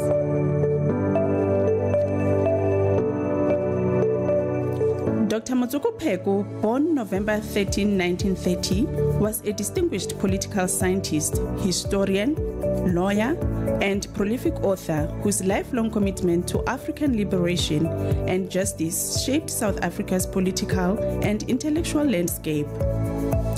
Rising from humble beginnings in Matatiele, Eastern Cape, he earned degrees from University of South Africa, University of Zambia, University of London, and University of Kensington. As president of the Pan-Africanist Congress, PAC, a member of parliament, a representative at global platforms like the United Nations, and the founder of Tukuluho Freedom Publishers, Dr. Pheko authored over 30 influential books and thousands of articles. His scholarly and political contributions, now preserved and made accessible through the Unisa Library's digitized collection, reflect his enduring legacy in advancing African history, human rights, and decolonization. During his lifetime, Dr. Motsoko Pheko created a rich legacy of knowledge and information. He meticulously documented his personal, professional, and political journey, resulting in the body of work that now forms the Dr. Motsoko Pheko Archival Collection. He generously donated these records to the Unisa Library for preservation and wider access. The Dr. Motsoko Pheko Archival Collection has been preserved and digitized to ensure long-term access to materials that chronicle his life, thought leadership, and activism. His digital collection includes primary sources such as personal correspondence, speeches, manuscripts, published works, and newspaper clippings, primarily in English. These resources are archived and preserved to protect and honor the legacy of one of South Africa's most influential intellectuals and political figures, while also supporting academic research, historical inquiry, and community education. Digitizing the collection enhances its accessibility to a global audience, reduces the risk of physical deterioration, and enables researchers, students, and the public to engage with the material without geographical constraints.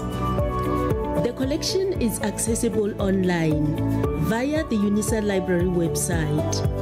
To locate it, navigate to Unisa repositories and select Unisa Library Digital Collections.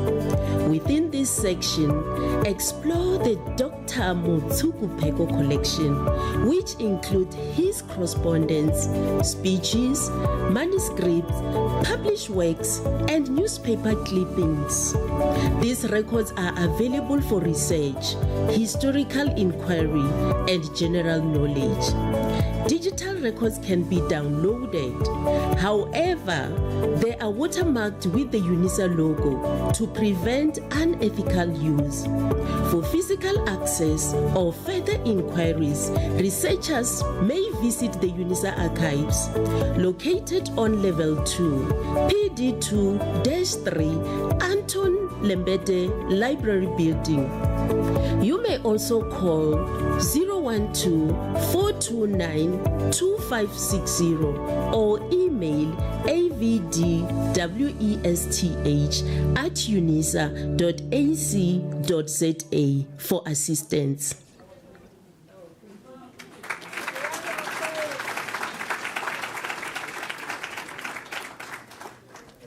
That was beautiful. Excellent work, colleagues at the library. We really appreciate you. And so, colleagues, we now have the honor to get to hear about the selected writings of Dr. Motsoko Pheko, Ntate Dr. Motsoko Pheko, Volume 2, and this will be presented by Dr. Ntwesane Meya. Over to you, Ntate. Ntate Dr. Meya.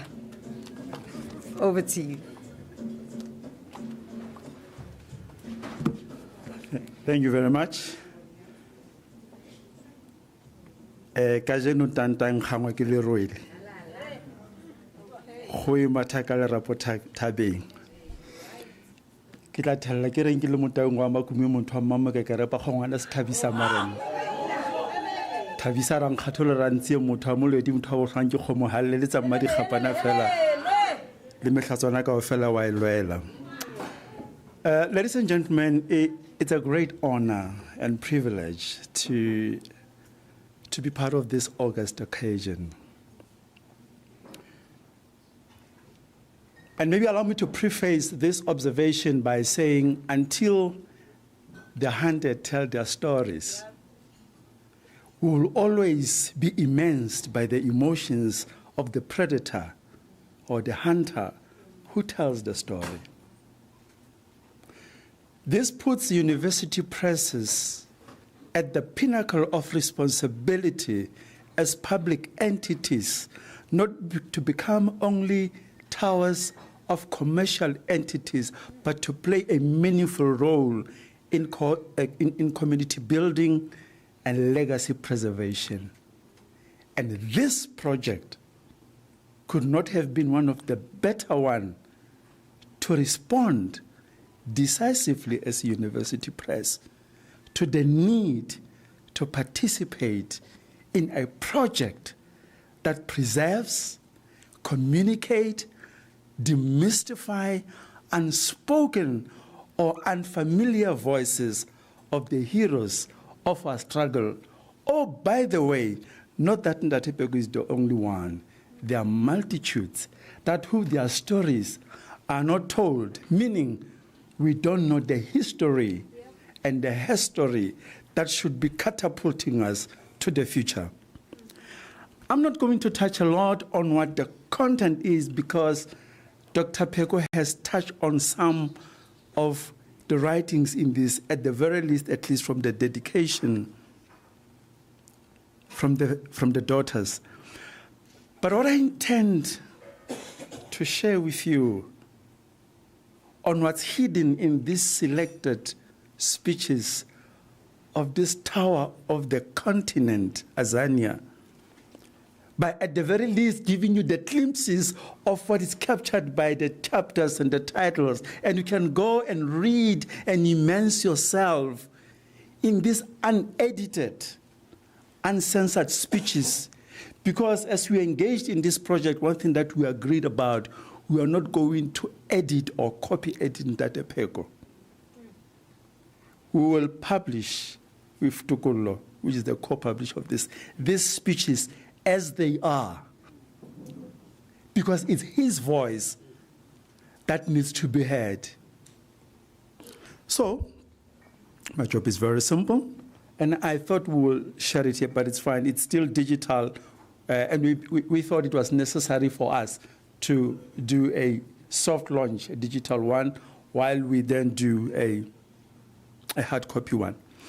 But let me just share with you some of the chapters that are hidden here when Ndate Pheko, it's taking us. And I've had the pleasure, and I think one of the works that I do, it gives me an opportunity to get into the minds of the authors, multitudes of them. This gives me joy when I was going through some of the text, the articulations, the frankness of speech from this tower of the continent. So, what is it that's captured in this text?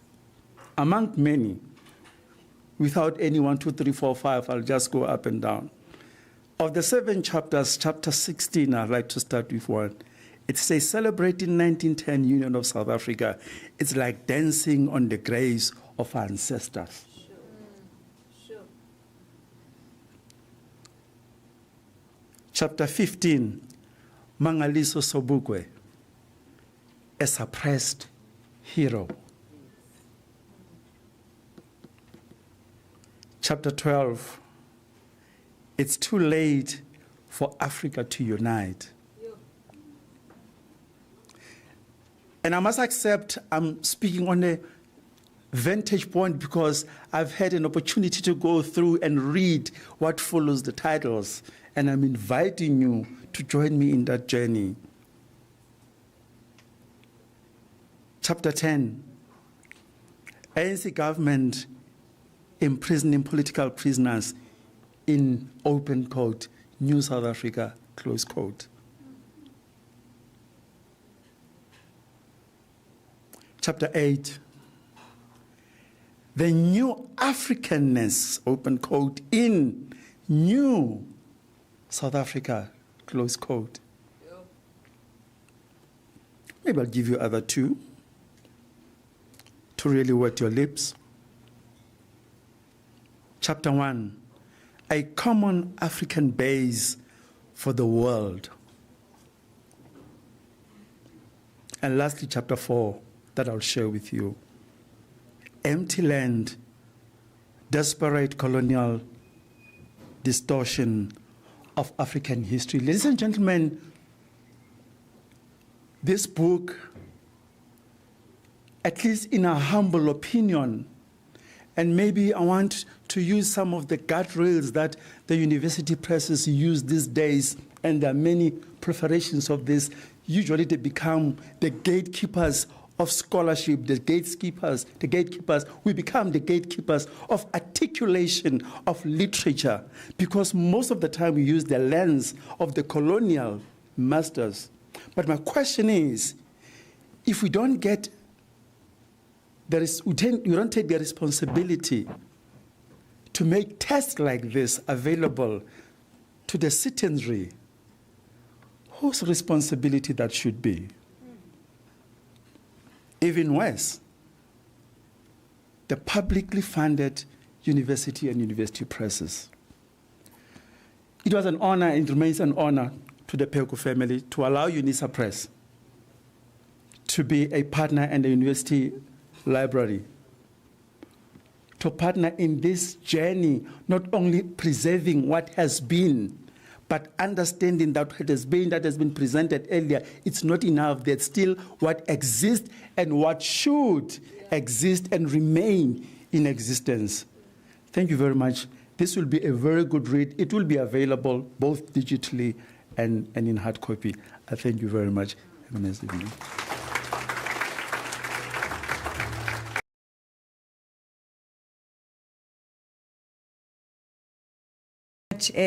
Dr. Meyer, indeed, we are provoked.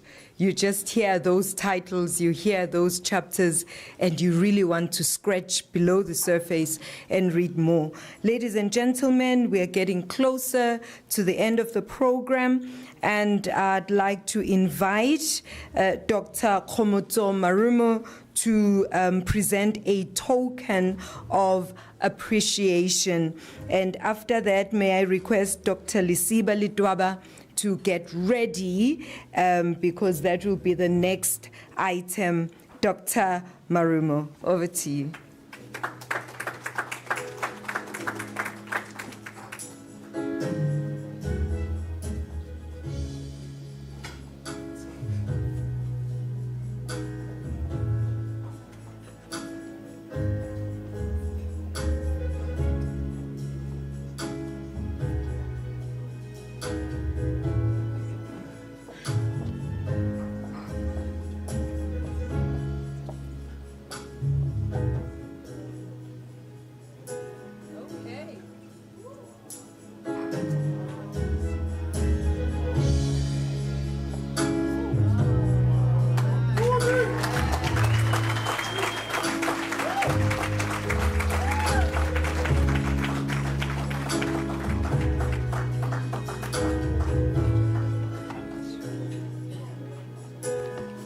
Wow. Sure. Oh my goodness, I'm speechless. This is beautiful. Another round of applause, ladies and gentlemen. Thank you to the artist. I will read the artist's bio immediately after Dr. Lisiba Litwaba doing the vote of thanks. So it's important that we acknowledge the artist by reading the bio. Dr. Litwaba, please come to the fore. There you are. This is overwhelming. It's so beautiful. Over to you. It's like a photograph. Yeah, it's beautiful.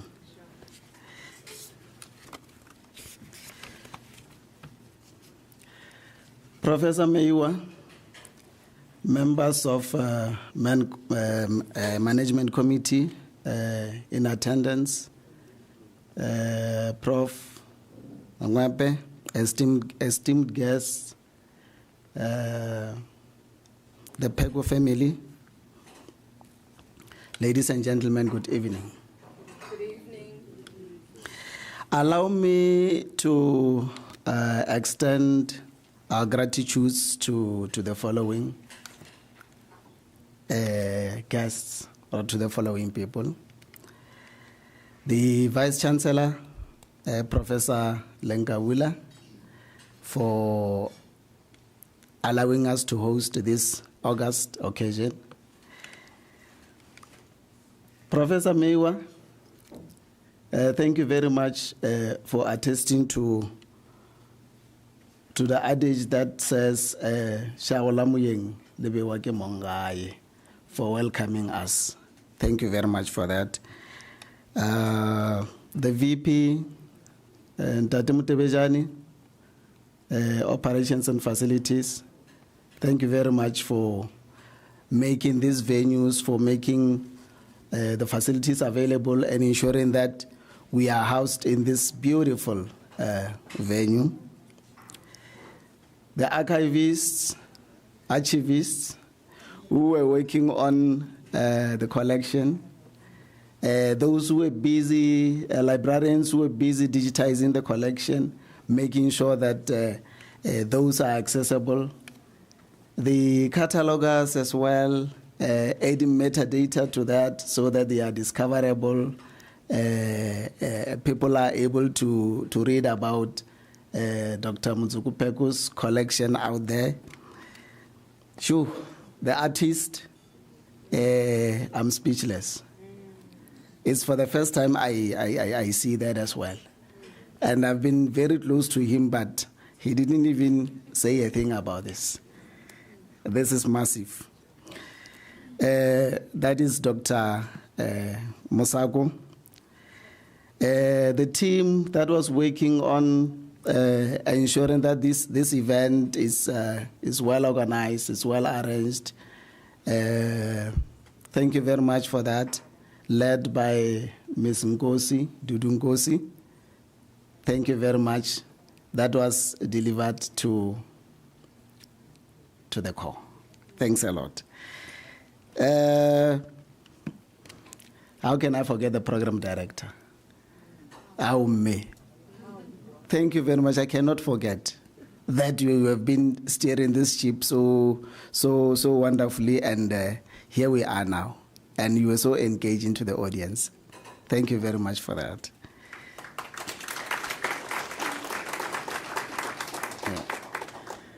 Tandaza Rapela. Hey, I need to audition. I'll be coming for the audition. Thank you very much, Sesin Tabiseng, for the poems. They were so fascinating. I'm coming for the auditions. The sponsor, unfortunately, the sponsor is not here, but yes, the sponsor had made some, generous donation. That is the TSF mining group. Thank you very much for that. And I shouldn't forget the presence, of course, of His Majesty Mkholoboto. Thank you very much for gracing this occasion. Ladies and gentlemen, those attending online and those physically here, also thank you for your attendance, for making this a success. And when you go back home, please travel safely as you leave the University of the Land property. Thank you very much.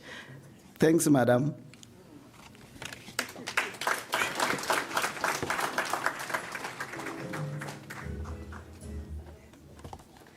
Siyabonga, thank you very much, Raleboga Ntate Dr. Letwaba. It's very important that we acknowledge the artist who created this marvel. This is Dr. Motsoko. He is internationally acclaimed, and he has exhibited his creative outputs at renowned spaces that include Kampala, Lusaka, Spain, the UK, South Korea, Dubai, USA, Santa Fe, Miami, New York, San Diego, and his art production is collected by esteemed institutions that include the Weber Wenzel law firm, Telkom, Sasol, ABSA, Vodacom, Pressa, Mercedes, Ekurhuleni Council, Tshwane Art Museum, Oliver Nye's Museum, South African Art Bank, Development Bank of South Africa, UNESCO. I wish I had music, but maybe because I'm not a poet. Development Bank of South Africa, UNESCO Andorra, Northwest University, Makerere University, University of Pretoria, University of Witwatersrand, Stellenbosch University, the University of South Africa. This is Dr. Daniel Motsoko. Thank you very much, Dr. Motsoko. We appreciate you. Ladies and gentlemen, we are all invited to join in the show. Yeah, we thank TSF Mining Group for the show. So this is how we will do this, ladies and gentlemen. The family members and the participants, those who participated in the program. Now, ladies and gentlemen, we all participated, right? We listened, we clapped, we participated in the program. But I think the distinction is those who stood here, tall and short and otherwise, those who managed to stand here and participate, those ones will be served on my far left, so that side of the room. And all of us, Sichaba, we shall be served by table. Now we will have ushers assisting us so that we don't, we don't rush and so on that side by the serving stations. We will have ushers just showing us whenever our table is ready to go up and dish up. That's how we will do it, ladies and gentlemen. As we move to the table and enjoy the festivities, amaXhosa athi okuya ngaphansi kwempumlo. What we would like to also invite attendees, participants, to view the display of selected titles from the collection. So we will be able to feast ngokudla and also feast with our eyes. Ushilo, Professor Stole, what the 5 senses have to be engaged. With those words, ladies and gentlemen, can I see, are the ushers ready? I don't see them. Oh, you're ready. Awesome, fantastic. The ushers are ready to assist us, and our VIPs. Will anyone be ushering the participants and family? Let me just verify. Or should they just go up and dish up? May I get confirmation, please? Is anyone ushering the participants? Thank you. Wonderful. So the participants are being ushered. Ladies and gentlemen, I thank you for your time. And hey, that poetry. I don't think I'll be able to sleep tonight. I'll be reciting poetry. And thank you. When you said sage, in my head, I thought, the profoundly wise person. So when you started saying we're burning sage, I'm thinking, Aibo. There's something not, yeah. So thank you very much for utlalosa. I'm reminded of my dad who came home and he said to my mom, "Hi mngam, ngibona inkomo ishefile." Like, "Ha, inkomo ishefile?" A cow that had shaved. So my mom is like, "How does that even happen?" My father says, "No, inkomishi, efile." So thank you for explaining sage for us. Ladies and gentlemen, another round of applause for the program participants. And we're getting ready to eat. God bless.